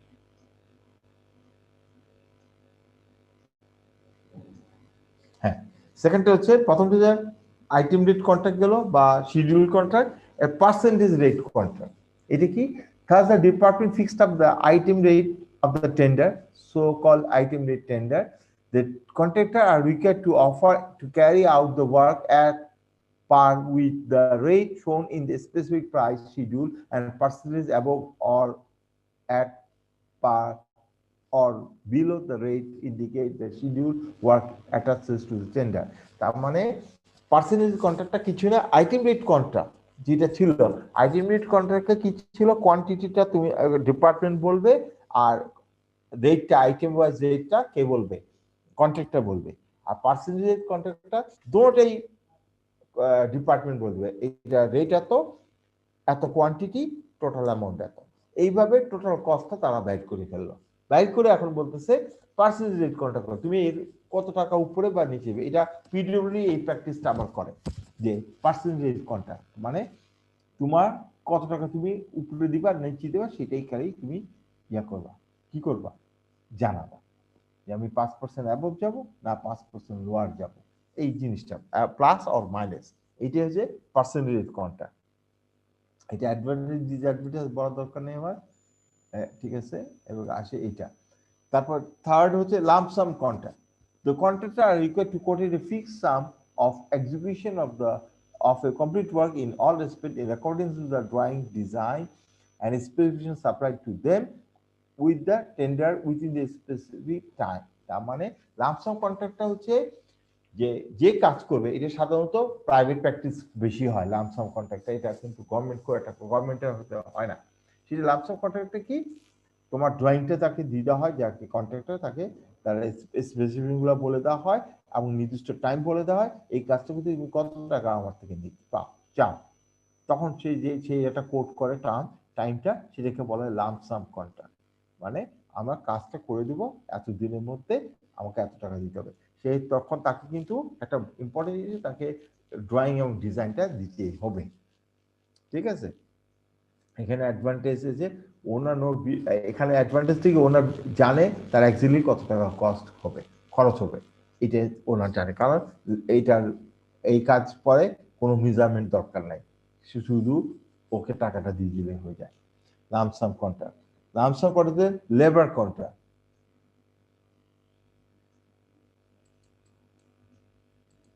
Labor contract.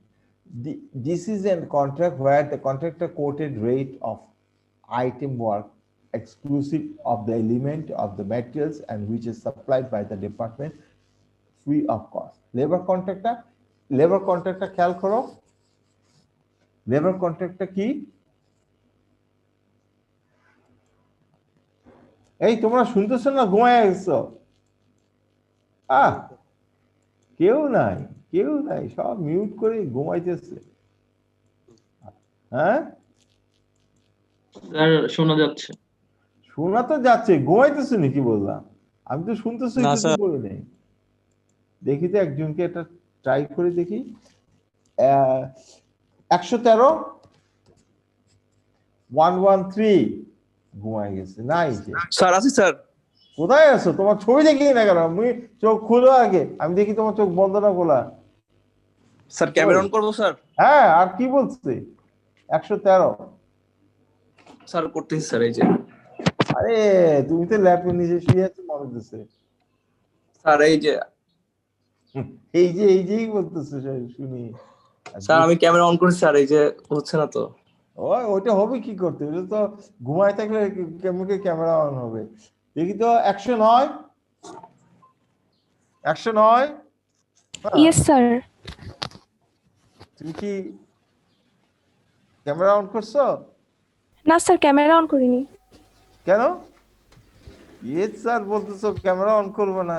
এটা তো আরেকজনের সাউন্ড করছো। স্যার করছি। আমার ফোন কি আছে নাকি সে সাউন্ড করে দিছে? 108 108 ইয়েস স্যার। তাও তো ক্যামেরা অন করলাম না। জি স্যার। হ্যাঁ 124 এখন নামাজ পড়তে চলে গেছে। স্যার আছি স্যার।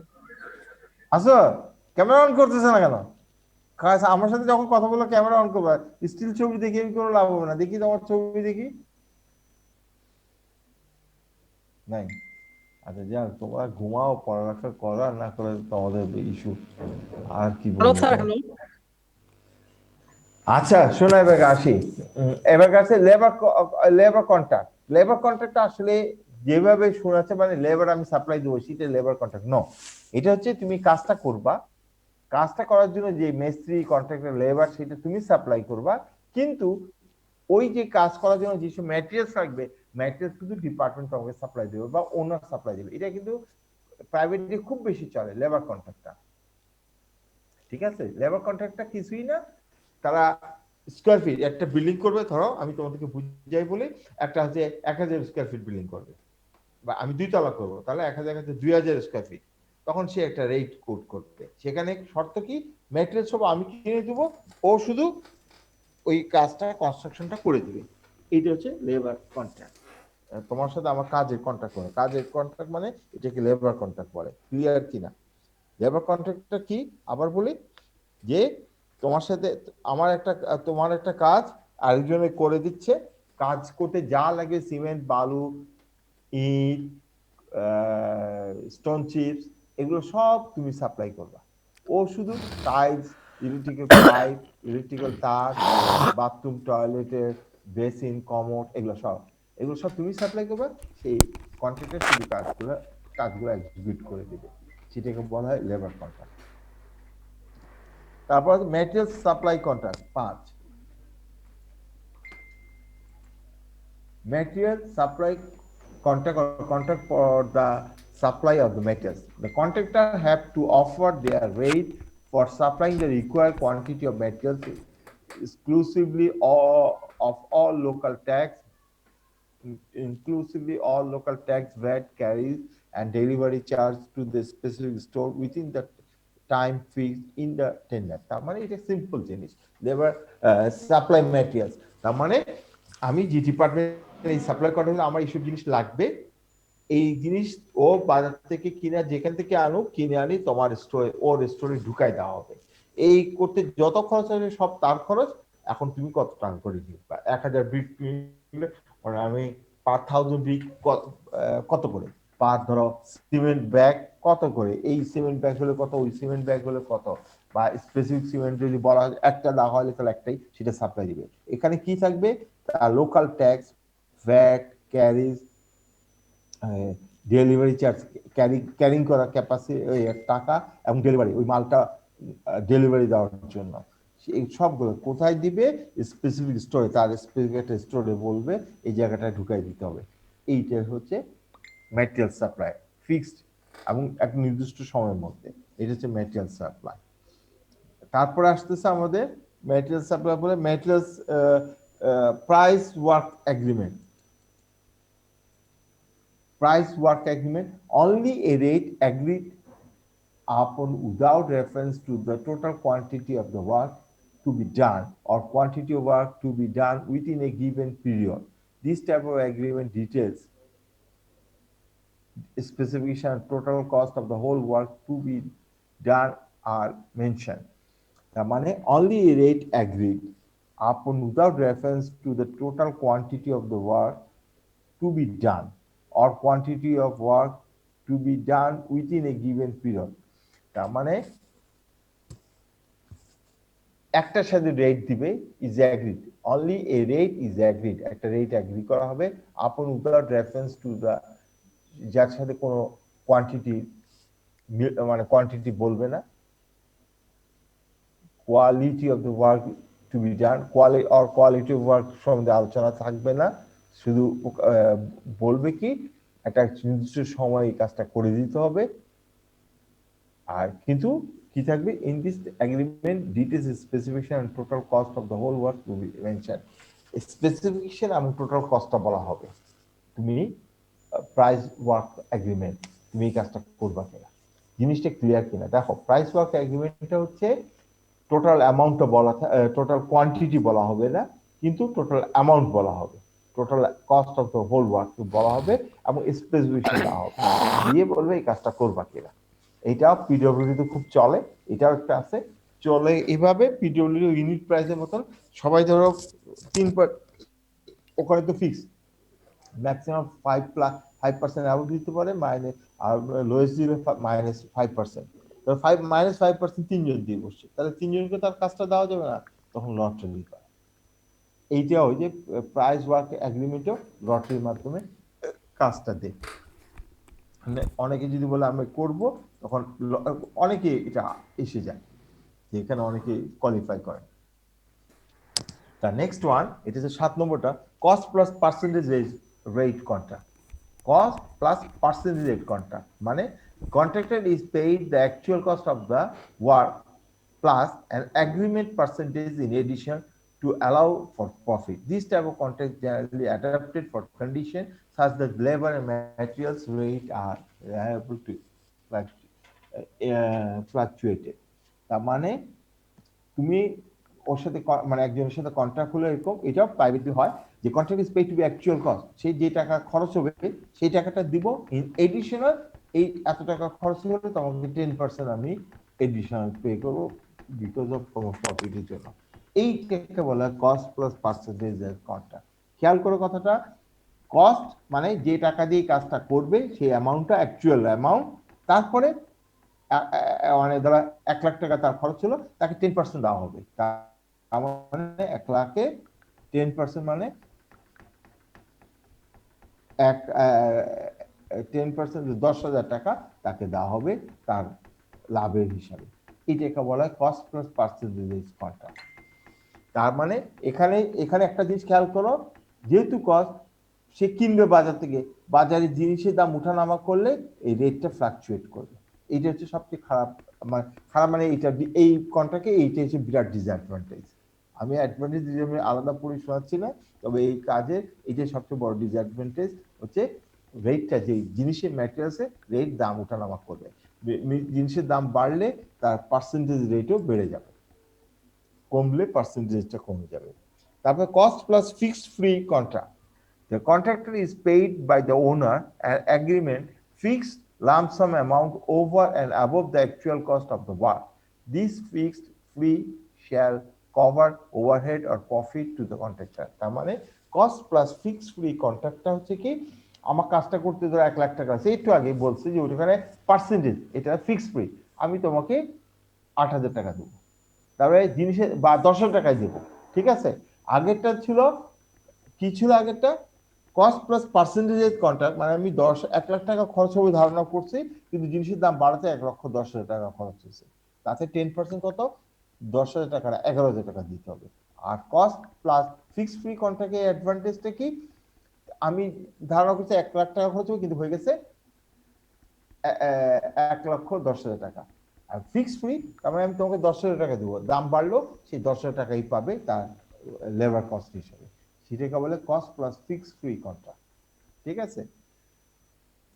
তারপর হচ্ছে cost plus fluctuating free of contract. তার মানে এটা কি,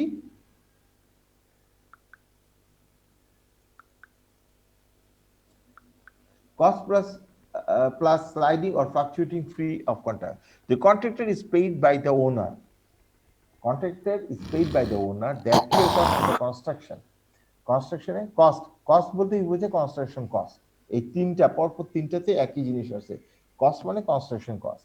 একটা হচ্ছে পার্সেন্টেজ ফিক্সড ফি, একটা হচ্ছে sliding or fluctuating fee of contract. এটা কি, actual cost of contract plus an amount of fee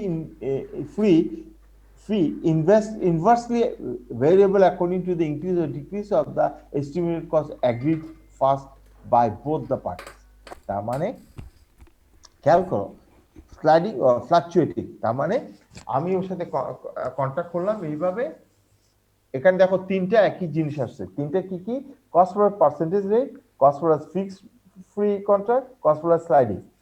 percentage হচ্ছে জিনিসের দাম বাড়লে তোমার কস্টটা বেড়ে যাবে, এবারে তোমার ফিটাও বাড়বে। আর ফিক্সড ফ্রি কস্ট বাড়লেও বা কমলেও দাম তাকে অ্যামাউন্টটা দিতে হবে। কিন্তু এখানে এটা হচ্ছে একটু অন্য টাইপের, সেটা হচ্ছে যে inversely variable according to increase. যদি জিনিসের দাম বাড়ে তোমাকে আমি 10,000 টাকা দিব না, তোমাকে ফ্লাকচুয়েটিং ফ্রি মানে তোমাকে আমি 9,000 টাকা দিব ইনভার্সলি। যদি জিনিসের দাম পড়ে 9,000 টাকা, মানে 1 লাখ টাকা খরচ হওয়ার কথা ছিল আমার টোটাল কস্ট, সেখানে আমার 1,10,000 টাকা খরচ হয়েছে, তোমাকে আমার দেওয়ার কথা ছিল 10,000 টাকা, সে 10,000 পাবো না, তুমি পাবা 9,000 টাকা ইনভার্সলি। দাম বাড়লে তোমার রেট কমে যাবে, আর যদি দাম কমে যায় তাহলে তোমার রেট বেড়ে যাবে 10,000 থেকে তুমি। এটা সাধারণত হয় কি টাইমের সাথে ফ্যাক্টর, এটা কিন্তু এখানে যেভাবে লিখছে ঠিক এটা খুব একটা বেশি অ্যাপ্লিকেবল না, টাইমের সাথে অ্যাপ্লিকেবল। তুমি যদি নির্দিষ্ট টাইমে, এটা আমরা আসবো একটু পরে, আচ্ছা তখনই বলবো, এখন আপাতত এটাই যা এখানে আছে তাই বললাম। তারপর হচ্ছে টার্গেট কন্ট্রাক্ট।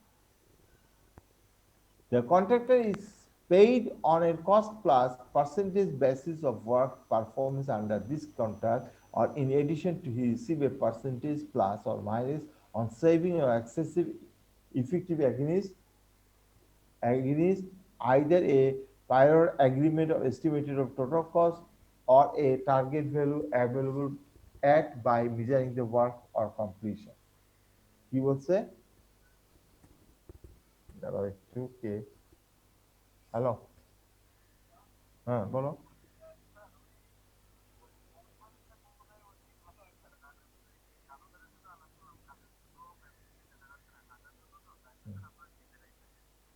না তুমি যাও, ওদেরটা তো আমি বললাম এটা হার্ড এন্ড ফাস্ট না, এটা তোমার ব্যাপার। তাহলে কানুকে বাদ দিয়ে দাও, তুমি তোমার ফ্যামিলি যাওগে, আর এখানে একজন যাবে, একে তো যেতেই হবে। ও একটু হুম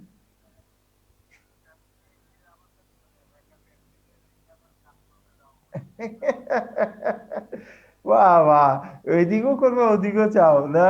আচ্ছা ঠিক আছে, তুমি যা মনে করো করোগে, তুমি আমাকে বুধবার দিন তো।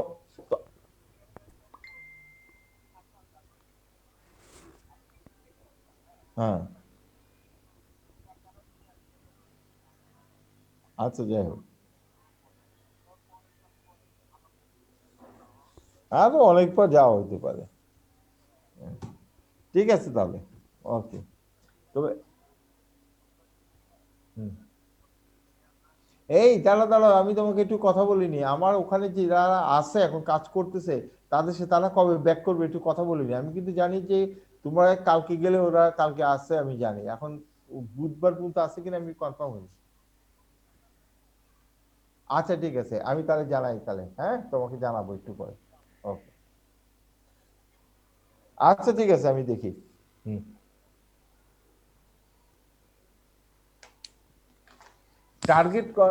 target contract হচ্ছে the contractor is paid on a cost plus percentage basis, cost plus percentage basis of work performing under this contract, and in addition he receive a percentage plus or minus on saving or excess effective against the either a prior agreement estimate of total cost or target value arrival at by measuring the work on completion, whatever may be। মানে target কন্ট্রাক্টটা হচ্ছে কি, যে ওই আগেরটার সাথে একটু যোগ আছে,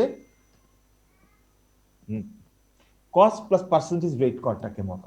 কস্ট প্লাস পার্সেন্টেজ রেট কি, তুমি কাজ বাড়ছে, জিনিসের দাম মানে টোটাল কস্ট 1 লাখ টাকা ধরেছে, কিন্তু জিনিসের দাম মানে at the end of the work তুমি দেখলা যে তোমার কাজে 1 লাখ না 1,10,000 টাকা খরচ হচ্ছে, তাহলে তোমাকে কস্ট প্লাস পার্সেন্টেজ, তার মানে পার্সেন্টেজ যদি 10% হয় 11,000 টাকা দিতে হবে।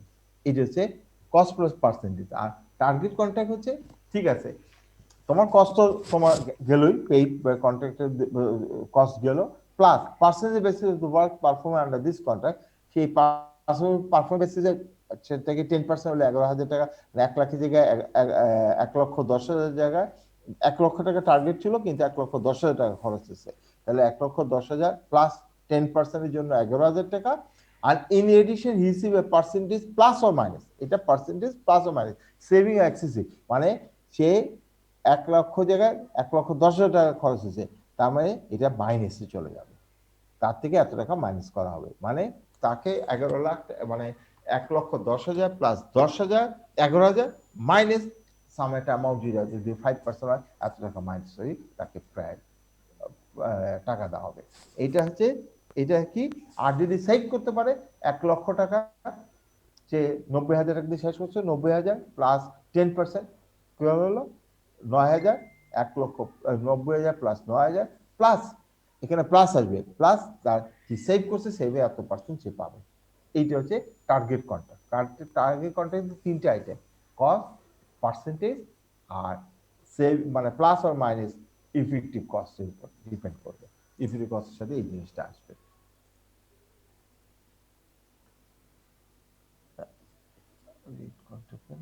আচ্ছা সরি, রেট কন্ট্রাক্ট না, তারা আছে। এখন আমরা 10টা আমার আইটেম শেষ, তারপর আছে মেজারিং কন্ট্রাক্ট বা শিডিউল কন্ট্রাক্ট।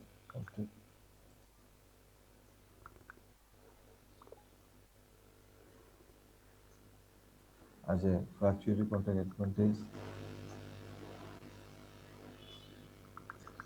টার্গেট কন্ট্রাক্ট তো বললামই, মেজারিং কন্ট্রাক্ট, শিডিউল কন্ট্রাক্ট, এটা হচ্ছে এই 10টার বাইরে, যেটা বলছি বাইরে বা মানে প্রাইভেটলি এগুলো এই ধরনের কন্ট্রাক্ট হয়, অথবা গভর্নমেন্ট করলে হায়ার লেভেল বলতে মানে বড় প্রজেক্টের জন্য। Measuring contract, schedule contract does not need the details measurement of different item of the work after its completion but only measure the floor area.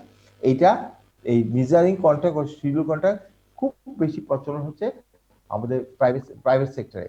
একজন বিল্ডিং করবে, তার বিল্ডিং হচ্ছে 2400 স্কয়ার ফিট, সেই 2400 স্কয়ার ফিট দিয়ে তার contract হবে, সেখানে প্রত্যেকটা আইটেম প্রত্যেকটা জিনিসের মেজারমেন্ট করা হয়। ক্লিয়ার? সেইভাবে মেজারিং কন্ট্রাক্টটা হয় কিসের হিসেবে? অ্যাজ পার কি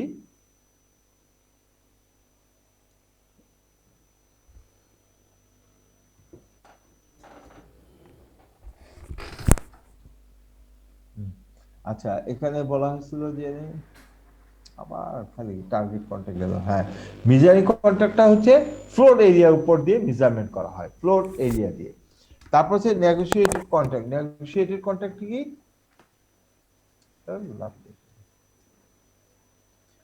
Work is awarded on the contract by mutually negotiated between the parties without call for tender. Negotiate contract হচ্ছে আমি টেন্ডার করলাম প্রাইভেটলি, এটাও প্রাইভেটলি হয়, এটা গভর্নমেন্ট করতে পারে না। মিউচুয়ালি কন্ট্রাক্ট হচ্ছে আমি করলাম, টেন্ডার করব না, কিন্তু এক পার্টিকে ডাকলাম, এই তুমি এই কাজটা করতে কত টাকা লাগবে, নেগোশিয়েট করে মাধ্যমে ঠিক করা। এটা ইউনিট প্রাইস হতে পারে, লামসাম হতে পারে, হোয়াট এভার মেবি, সেটা হচ্ছে নেগোশিয়েট কন্ট্রাক্ট। তারপর হচ্ছে রেট কন্ট্রাক্ট। রেট কন্ট্রাক্ট হচ্ছে invited tender a fixed rate by manufacture article or materials and make rate contract with the manufacturer or supply the materials in certain period.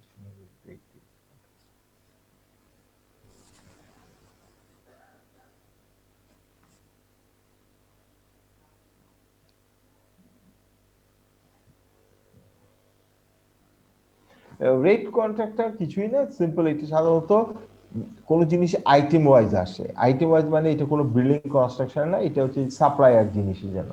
তোমার একটা instrument দরকার, মানে একটা instrument দরকার, UTM কিনবা, তখন rate কন্ট্রাক্টে যেতে পারে। সেটা কি?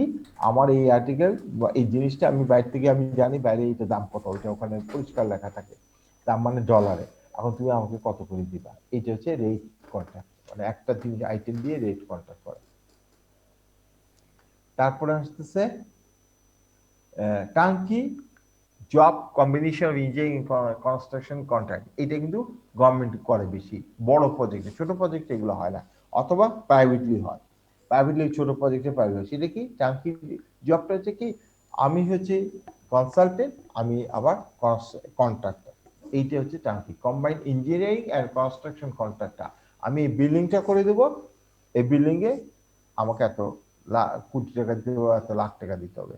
যেরকম প্রজেক্ট বাংলাদেশ গভর্নমেন্ট যেসব প্রজেক্ট করে বড় বড়, সেখানে টোটাল আইটেমটা এই যে হচ্ছে আমার একটা নিউক্লিয়ার প্ল্যান্ট তৈরি করতে হবে, এটা এত টাকা লাগবে।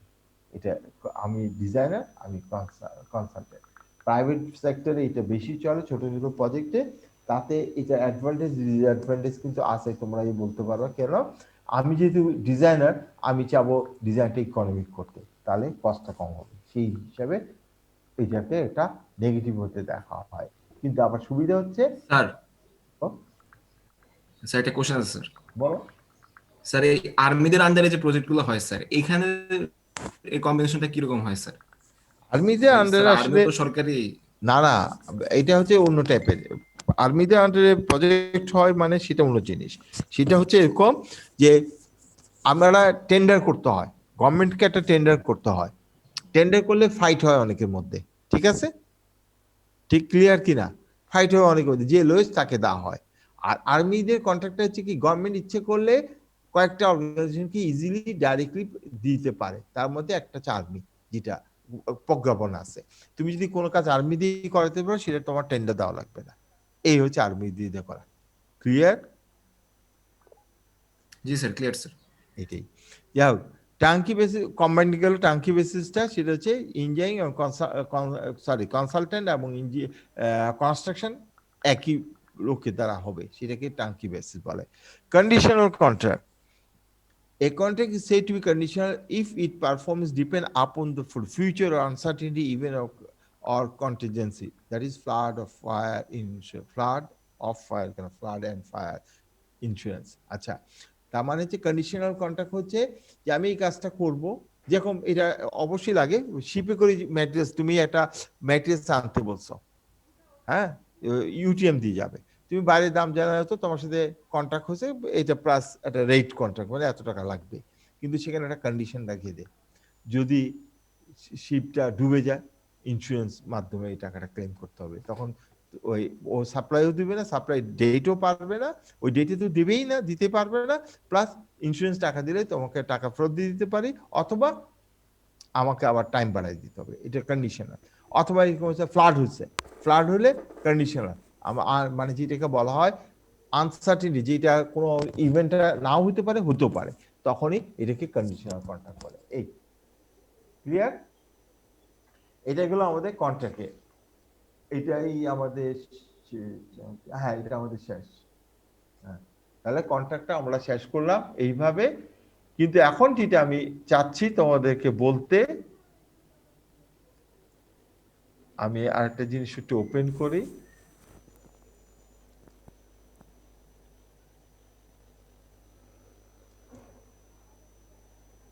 ও এটা তো খোলা, আগে খুলতে হবে না,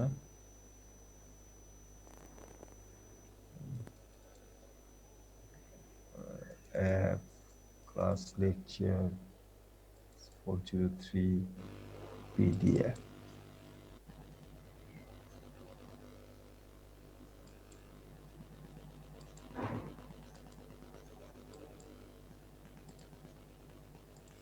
এখন যে জিনিসটা খেয়াল করো, আমি যে জিনিসটা এখানে দেখাতে চাচ্ছি,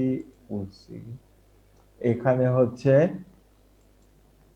এখন আর দরকার নেই আমার, তোমরা এখন খেয়াল করো আমার সিলেবাস অনুযায়ী আমি কতটুকু তোমাদেরকে পড়াইছি আর কি তোমাদেরকে নিজেদেরকে পড়তে বলতেছি। খেয়াল করো, কন্ট্রাক্ট একটু আগে শেষ করলাম, new network method of project planning আমি তোমাদেরকে পড়াই ফেলছি। তারপর কোয়ালিটি কন্ট্রোল, এটা আমি পড়াইনি, এটা তোমাদেরকে স্লাইড দিয়ে দিচ্ছি। তারপর যে রিসোর্স শিডিউলিং, এটা পড়াইছি। সেফটি আমি পড়াইনি, স্লাইড দেওয়া আছে। তারপর যে টেন্ডার ফ্লো চার্ট, এটা পড়াইছি টেন্ডার 1, মানে ফ্লো চার্টটা দেখানো আছে টেন্ডারটা। তার মানে এখানে দুইটা জিনিস আমি তোমাদেরকে সাপ্লাই দিছি কিন্তু পড়াই নাই, শুধু কোয়ালিটি কন্ট্রোল এন্ড সেফটি। ঠিক আছে, এখন খেয়াল করো কোয়ালিটি কন্ট্রোল এন্ড সেফটির মধ্যে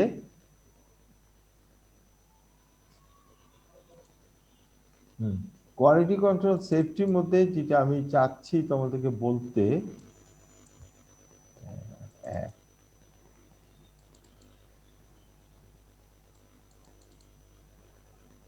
পাওয়ার পিডিএফ,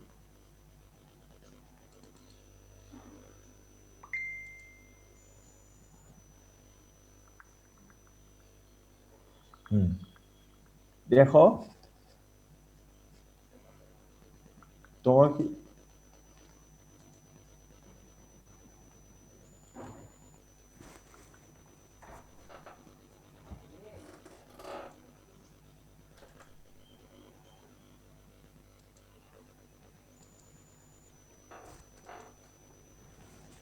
শেয়ার,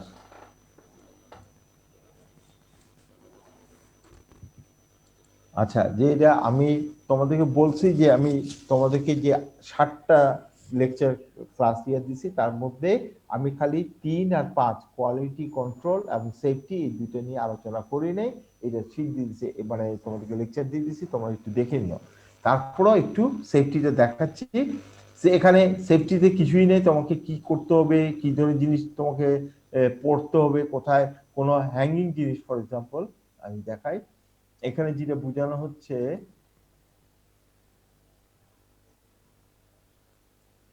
আচ্ছা এখানে যেটা বোঝানো হচ্ছে যে তোমার সাইডে কাজ করলে হেলমেট পরতে হবে, তারপর একটু যেখানে রিস্ক আছে, মানে জিনিসপত্র ছড়ায় ছিটানো বা গায়ে পড়তে পারে, তখন এই জ্যাকেটটা পরতে হবে। ক্লাইম্বিং এর জন্য কোথাও উপরে উঠতে হলে তোমাকে এই জিনিসটা পরে উঠতে হবে, সেফটি বেল্ট যাকে বলা চলে, এই টাইপের জিনিস, যেটা আমি আসলে এটার থেকে আমি বেশি, যে বুট পরতে হবে, গ্লাভস পরতে হবে, যে সেফটি শু পরতে হবে, এখানে হচ্ছে চশমা পরতে হবে, হেয়ারিং যেখানে সাউন্ড বেশি হবে সেই হেয়ারিং ইনস্ট্রুমেন্ট পরতে হবে, আর যেটা হচ্ছে যে সেফটি, এখানে একটা জিনিস দেখো, মাটিটা ভেঙে গেছে, এটাও তোমাদের কাছে আছে। মানে এইটা হচ্ছে কি প্রিকশন নিয়ে নেয়, প্রিকশন না নেওয়াতে এই জিনিসটা ভেঙে পড়েছে, পাশে বিল্ডিং রিস্কে চলে গেছে। এইটা এই ধরনের সেফটি, এটা যে কনস্ট্রাকশন সেফটি প্র্যাকটিক্যাল ফিল্ডের ছবি। তারপর আসতেছে এই স্কাফোল্ডিং, মানে একটা ইয়া ছিল, শাটারিং ছিল, শাটারিং পড়ে গেছে, তখন একটা অ্যাক্সিডেন্ট হয়েছে, সেই অ্যাক্সিডেন্টটাকে কিভাবে তারা ওভারকাম করবে। তারা এখন খেয়াল রাখো, আমি শাটারিং একটা ওয়ার্ড ইউজ করছি। তারপরে আসো যে কলামটা, এই রডটা মানে ভেঙে পড়ে গেছে, ভেঙে গেছে কেন? বিকজ দেখো তুমি এখানে খেয়াল করো, প্রত্যেকটা জয়েন্ট, এটা কোড অফ কন্ট্রাক্টের বাইরে, যে আমার জয়েন্ট গুলো একই লাইনে হতে পারবে না। রডের যে জয়েন্ট, রড তো ফুল 5 তলার রড তো একবারে পাবো না, 20 ফিটের রড পাওয়া যায়, 20 ফিটের লম্বা, তাহলে তুমি জয়েন্ট একই জায়গায় দিতে পারবো না। এটাও তোমার একটা ইস্যু, যে তুমি একই জায়গায় জয়েন্ট দিলে সেটা রিস্ক হয়ে যাবে। এটা হচ্ছে আচ্ছা, শাটারিং, ওই ফ্লাইওভারের শাটারিং ভেঙে পড়ে গেছে।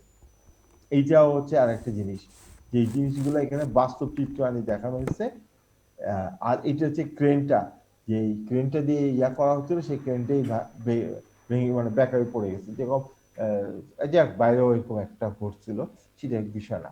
এখন যে জিনিসটা আমি আসলে এখানে সেফটির একটা কথা বলতে যাচ্ছি, সেফটি বাংলাদেশে যতই কনস্ট্রাকশন সেফটি কথা বলা হচ্ছে, যে অবশ্যই শু টু পরে যাই পরে ওয়াটার, এইগুলো তো অত এনফোর্সমেন্ট করে না, কিন্তু এটা বেশি খুব দরকার তোমাদের জানা, যে সেফটিতে, কনস্ট্রাকশন সেফটিতে মেনলি তোমাকে খেয়াল রাখতে হবে যে তোমার শাটারিংটা যেন না পড়ে যায়। ক্লিয়ার? শাটারিংটা যেন পড়ে যেন না যায়, এটা কিন্তু খুব বেশি ইম্পর্টেন্ট। শাটারিংটা মোস্ট অফ দ্য কেসেস বাংলাদেশে যতগুলো অ্যাক্সিডেন্ট হয়েছে 99% অ্যাক্সিডেন্ট হচ্ছে শাটারিং ফেলে। শাটারিংটা ওটা কি ঢালাই করার আগে যে ঢালাইটা যার উপর থাকবে সেটা দুই ধরনের ফেলিউর হতে পারে, ঠিক আছে? একটা হচ্ছে সে যে লোডটা নিবে, অ্যাকচুয়াল লোড, সেটা থেকে সে ডিজাইনটা কম করছে, মানে তার ডিজাইনটা অত লোড নেওয়ার মতো ক্ষমতা ছিল না, ওই যখন তুমি ঢালাই করছো তখন এটা এই শাটারিংটা ফেল করছে। আরেকটা মেজর ফেল হয় বড় বড়, এটা খুব কমন ফেল, সেটা হচ্ছে স্লাইডিং। স্লাইডিং মানে স্লিপ কাটবে। তুমি যখন 10 তলা মানে একতলা বিল্ডিং এ 10 ফিট হাইটে একটা শাটারিং ইউজ করো, বাঁশ ইউজ করো, সাধারণত আমাদের সে বাঁশই ইউজ করে, বা স্টিল ফ্রেমে করুক, যাই করুক কেন, 10 ফিটের জন্য খুব একটা রিস্ক নাই স্লাইডিং এ, ওইটা খালি স্ট্রেংথের, মানে কত ফিট পর পর তুমি বাঁশটা দিবা, ওইটাই ইম্পর্টেন্ট, অ্যাকচুয়াল লোডটা ইম্পর্টেন্ট। কিন্তু যদি এটা 20 ফিট 25 ফিট ইভেন 60 ফিট হয়, তাহলে কিন্তু বিপদ। 60 ফিট হলে তোমার ডবল বা ট্রিপল শাটারিং লাগবে, বা 30 ফিট হলে, 25 থেকে 30 ফিট হলে, যেরকম অডিটোরিয়াম যখন ডবল স্টেজ শাটারিং লাগে, ডবল স্টেজ করে প্রথমে একটা শাটারিং বানায়, একটা প্ল্যাটফর্ম বানায়, তার উপর আবার দেয়। এই ক্ষেত্রে স্লাইডিং হওয়ার সম্ভাবনা থাকে খুব বেশি। আমাদের দেশে যত অ্যাক্সিডেন্ট হয়েছে, এই 99% শাটারিং, 99% মধ্যে আবার 60%, মোর দেন 60% হচ্ছে স্লিপ করছিল, শাটারিং গুলো স্লিপ করে গেছে। যাই হোক, এখন আমাদের এইটা তোমরা একটু পড়লেই বুঝবে এখানে ক্রাইটেরিয়া কি কি দিছে। এখন তোমাদেরকে যেটা বলতে যাচ্ছি, আর কিছু কোশ্চেন আছে কিনা, আর কিছু জানার আছে কিনা বলো। এখানে যা শিকার সবকিছু আমি দিয়ে দিচ্ছি, তোমরা এখন এটা খালি পড়লেই হবে। আর তোমাদের কারো যদি এখানে ম্যাথ আছে দুইটা জায়গায়, একটা হচ্ছে প্রজেক্ট প্ল্যানিং এ কিভাবে সিপিএম রেডি করে, এটা খুবই দরকার। আর হচ্ছে রিসোর্স শিডিউলিং, রিসোর্স কম হলে শিডিউলটা কিভাবে, পার্টটা কিভাবে করবে। ক্লিয়ার? কোনো কোশ্চেন? সিলেবাস শেষ? হ্যাঁ, সিলেবাস শেষ। সিলেবাস তো বললামই তো, এখানে 7টা তোমাকে ইয়া দিলাম। আমারটা এখানে আমি কিন্তু কম পড়াচ্ছি, রিয়াতে বলি কি পড়াইছে, সে তো পুরাটাই ম্যাথমেটিক্যাল টার্মটা পুরাটাই পড়াচ্ছে না। এখানে আমি তোমাকে 7টা জিনিস দিচ্ছি, দেখো একটা খেয়াল করো, আবার বলতে পারবো না। কন্ট্রাক্ট, টেন্ডার, প্রজেক্ট প্ল্যানিং মানে CPM, resource scheduling, quality control, safety, এই হচ্ছে সিলেবাস। ঠিক আছে? আর কোনো কোশ্চেন? তোমাদের যদি কোনো এটা পড়াপড়ি কারণ তোমরা যদি আবার বসতে চাও তাহলে আমাকে জানাবা, আমি একটা টাইম করে তোমাদের সাথে বলবো সবাই সাথে যে কোনো কিছু স্যার একটা কোশ্চেন ছিল বলো। স্যার আপনাকে গুগল ক্লাসরুম অ্যাড নাই হ্যাঁ স্যার গুগল ক্লাসরুমে অ্যাড নাই আপনার গুগল ক্লাসরুমে হ্যাঁ কি হয়েছে, কি কি নাই? তুমি কি স্যার একটু অ্যাড করে দেন নাকি গুগল ক্লাসরুমে পাসওয়ার্ডটা দেন নাই স্যার, ওটা স্যার একটু ক্লাস কোডটা চাচ্ছে স্যার। আর ক্লাস করার দরকার নাই তোমার, ক্লাস শেষ হয়ে গেছে। অ্যাড নাই বলে যায়, আমি দেখতেছি তো কতজন তোমরা। স্যার ক্লাস তো করতেই আছে গুগল ক্লাসরুমে স্যার। কি চাচ্ছ ক্লাসরুম? ক্লাসরুম তো আমি খুলেই নেই তাহলে। স্যার গুগল ক্লাসরুম যেখানে স্যার ওই যে নোট পিএস স্লাইডগুলো আপলোড দিচ্ছেন স্যার, ওই জায়গাতে নাই। হ্যাঁ নাই মানে কি নাই, বলতে স্যার। কি বোঝাচ্ছে? এখন নাই না কারণ স্যার ও অ্যাডই নাই স্যার, ওইখানে অ্যাডই নাই স্যার। অ্যাড নেই মানে মানে কি ঢুকায় নেই? ওইটা মানে সেকশন এ বি বা দেখো অন্যরা যারা পেয়েছে তার দিকে নিয়ে নাও, আমি ঢুকাই দিছি, আমি একটু আগে চেক করছি আছে। আমাকে তো বলে লাভ নেই, গুগল ক্লাসরুমে আমি নতুন করে আপলোড করে দিছি সবগুলো আপলোড করছি, যারা পাইছে তারা, তুমি না পেলে আরেকজনকে জিজ্ঞেস করো, সে পাইলে তার থেকে নিয়ে নিও ওই ইয়ার থ্রোতে, গুগল ড্রাইভ দিয়ে। আচ্ছা যাই হোক, আচ্ছা স্যার। তোমাদের আর কোনো কিছু কোশ্চেন আছে? এখানে তোমাদেরকে আমি বারবার বলবো তোমরা, আমার কোশ্চেন আছে একটা। কি বলো?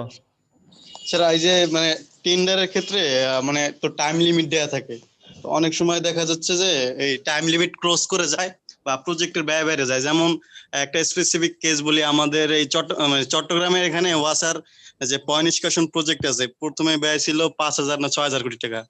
এটা টাইম যত বাড়তেছে এখন মনে হয় 10,000 কোটি টাকা। এখন আমি এই ক্ষেত্রে মানে আমি তো টাইম প্রথমে লিমিট দিয়ে দিছি যে 3 বছর বা 5 বছরের ভিতরে এটা করতে হবে, কিন্তু আমি যাদের কাছে টেন্ডার দিছি ওরা যদি এটাকে না কাজ করে টাইম শুধু বাড়াই টাকা বাড়ায়, তাহলে আমার মানে আমি এজ এ অথরিটি হিসেবে প্রথম তোমার কনসেপ্টই ভুল, টাইম বাড়লে যে টাকা বাড়বে এটা নট রাইট। না স্যার, মাঝে টাইমের সাথে সাথে না, সবসময় বাড়ে না এমন না স্যার, কিন্তু ম্যাটেরিয়ালস এর কস্ট বাড়ে স্যার। সেটা তো পরের কথা, টাইম বাড়লে কস্ট বাড়বে এটা এটা কোনোভাবেই বলা যাবে না, বলাই যাবে না। কারণ হচ্ছে টাইমের সাথে কস্টের কোনো সম্পর্ক নাই। টাইমের সাথে তুমি পেনাল্টি সিস্টেম আছে, যেরকম আছে যে তুমি এই শিডিউল টাইমের আগে করলে তোমাকে বেনিফিট দেবো, শিডিউলটা পরে গেলে মাইনাস হবে। কিন্তু কস্টটা বাড়ে কেন, টাইমটা বাড়ে কেন? প্রথম হচ্ছে টাইম বাড়ে কেন? টাইম সাধারণত বাড়ে না, বাড়ার কথা না। টাইম বাড়ে কিছু যেরকম এখন কোভিড হয়েছে, কোভিডের সময় সার্টেন একটা টাইম তারা কাজ করতে পারে নাই, সেই টাইম বাড়বে। এটা হচ্ছে নর্মাল প্রজেক্টের কথা বলতেছে। আর বাড়ে বেশি বাড়ে যে প্রজেক্ট ইয়াটা কনসেপচুয়াল ইয়াটা চেঞ্জ হয়ে গেল। আমি ডিজাইন করছি এইভাবে করব কাজটা, কিন্তু এখন দেখা যায় এইভাবে করলে আমার এই জায়গা টাচ করতেছে না, আমি ডিজাইনে ইয়াটা আরো বড় করে দিলাম, তখনই কস্ট বেড়ে যায়, ওই টাইম বাড়ে। টাইমটা কিন্তু বাড়ার ওয়ে কোনোই নাই। টাইম বাড়লেই কন্ট্রাক্টরের লস, এটা মনে রাখবা। তার যে লাভ হয় সেটা ঠিক না। তার কখন লাভ হয়? যখন প্রজেক্ট কস্ট বেড়ে যায়, তখন তার লাভ হয়। প্রজেক্ট কস্ট কেন বাড়ে? প্রজেক্ট কস্ট বাড়ার পিছনে কারণ হচ্ছে মেল, যেরকম আমি পদ্মা ব্রিজের কথাই বলি, কেন বাড়ছে কস্টটা? বিকজ অফ ওখানে পিলারের ডেপথ ছিল যত, তার থেকে অনেক বেশি পিলারের ডেপথ বাড়াইতে হয়েছে। এই যে পিলারের ডেপথ বাড়াইছে, এই জন্য কস্টটা বেড়ে গেছে। আরো কিছু আছে, ডিজাইনও কিছু চেঞ্জ হয়েছে এটার জন্য। Hello, yes sir.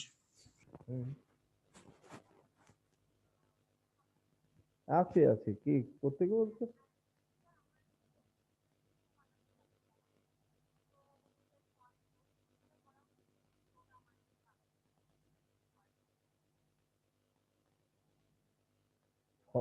প্রকৌশলী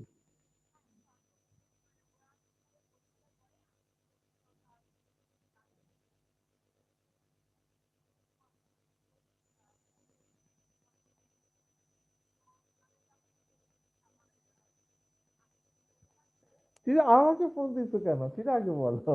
হ্যাঁ,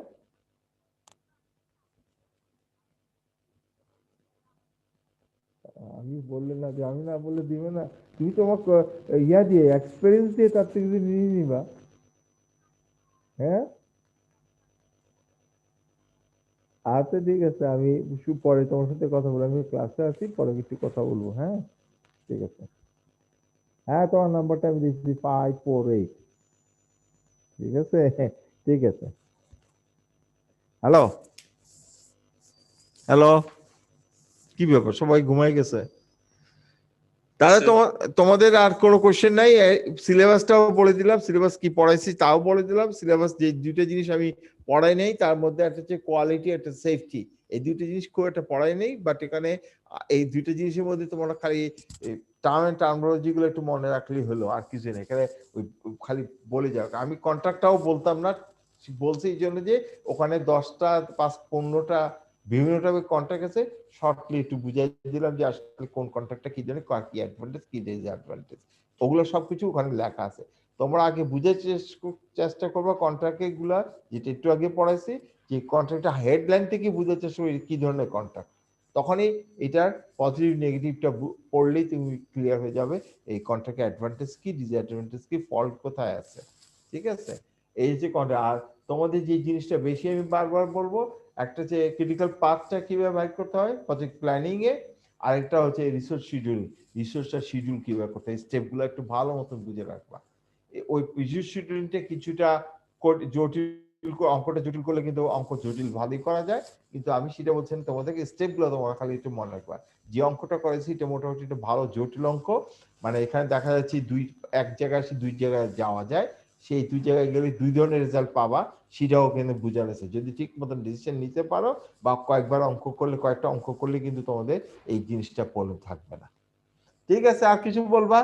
আর 441 তোমরা কোনো কোশ্চেনই করো নাই, আমাকে কোনদিন ক্লাস নেব কিনা বা কি করতে হবে আমাকে জানাবা। আর কি বলো? ওকে স্যার, ঠিক আছে স্যার, থ্যাংক ইউ। আচ্ছা ঠিক আছে, আল্লাহ হাফেজ। স্যার তাহলে নেক্সট ক্লাস কবে স্যার, নাকি আর ক্লাস হবে না? আর ক্লাস নাই স্যার? আর ক্লাস নাই। যদি তোমরা ক্লাস করতে চাও তাহলে আমাকে কোশ্চেন দিতে হবে, দেন আমি কোনটার উপর ক্লাসতে বসে যেত। তোমাদের কোনো কোয়ারি থাকলে তখন ক্লাস হবে, নাহলে না। স্যার আমরা তো ভাবছিলাম স্যার আপনার সাথে অফলাইন ক্লাস করব, কতদিন দেখা হয় না স্যার আমাদের। হ্যাঁ আসো, ডান্ডা নিয়ে আমি তোমার মাথা ফাটাই দেবো, বুঝছো? অফলাইন করে করোনা ভাইরাস নিয়ে আমাকে ঢুকাই দিবা। আমি এখন না স্যার, এইটা কি হয় নাকি স্যার? স্যার কি বলেন স্যার? স্যার ফেব্রুয়ারিতে তো স্যার সব খুলে দিবে স্যার। হ্যাঁ ওটা দিবে, তখন দেখবা তো আমি নাকে 2টা মাস্ক পরবো, হাতে গ্লাস পরবো, তারপর ক্লাস নিয়ে স্যার হেলমেট স্যার, শিল্ডও পরবেন স্যার, ফেস শিল্ড স্যার, তারপর স্যার পিপি স্যার। পিপিও, আমি কিন্তু প্রথমে পিপি পরেই ডিপার্টমেন্টে আসছিলাম। না স্যার ইনশাআল্লাহ আপনার কিছু হবে না স্যার, প্রোটেকশন একটা বিষয় না স্যার। আমি এখন রিস্ক জোন আছে, কিন্তু আমি করোনার টিকেট নিব না। কেন স্যার? ওই বয়সটা বলে তাড়াতাড়ি মরে যায়। না স্যার, আর করোনা ভাইরাস আপনাকে ভয় পাই স্যার? স্যার করোনা ভাইরাসে আপনাকে ভয় পাবে স্যার? আচ্ছা বুয়া কথা বলবো না তো আমাকে। ইয়াতে দেখা গেছে যে কোথায় এটা, নরওয়েতে 30 জনকে দিচ্ছে, 23 জনই মারা গেছে 80 বয়সের উপরে। আর ওটা ফাইজারেরটা তো সমস্যা হইতেছে স্যার, অক্সফোর্ডেরটাতে এখনো এরকম মেজর কোনো প্রবলেম আসলে তো গ্যারান্টি পায় নাই প্রথমে, এটাতে প্রথমে রিজেক্টেড হয়েছে। 60% কেন আমি লাগাবো, 40% আনএফেক্টেড, মানে কোন কাজ নিয়েন না স্যার, নিয়েন না, দরকার নাই, হুদাই নিয়েন না স্যার। আপনার অ্যালার্জির প্রবলেম থাকলে স্যার নিয়েন না স্যার। সেটা তো আরে তুমি আবার কবে থেকে ডাক্তার হয়ে গেলে? হ্যাঁ ইঞ্জিনিয়ার থেকে ডাক্তারি পড়া শুরু করে দিছো। একসাথে দুইটা course part time doctor sir, ও চেম্বারে স্যার বসে স্যার বাইরে। আর আমার নিজেরই করোনা হয়েছিল স্যার, এই জন্য স্যার সবকিছু জানতে হয়েছিল স্যার। আচ্ছা দেখ কেমন ভোগ নাই তো বেশি কয়েকটা নাকি? তারপরে ভুগতেছি স্যার। কেন? উইক হয়ে গেছি স্যার অনেক। ও আচ্ছা, এটা আমি শুনছি উইক হয়ে যায় অনেকে। ঠিক আছে তাহলে, আল্লাহ হাফেজ। দোয়া করবেন স্যার। আসসালামু আলাইকুম।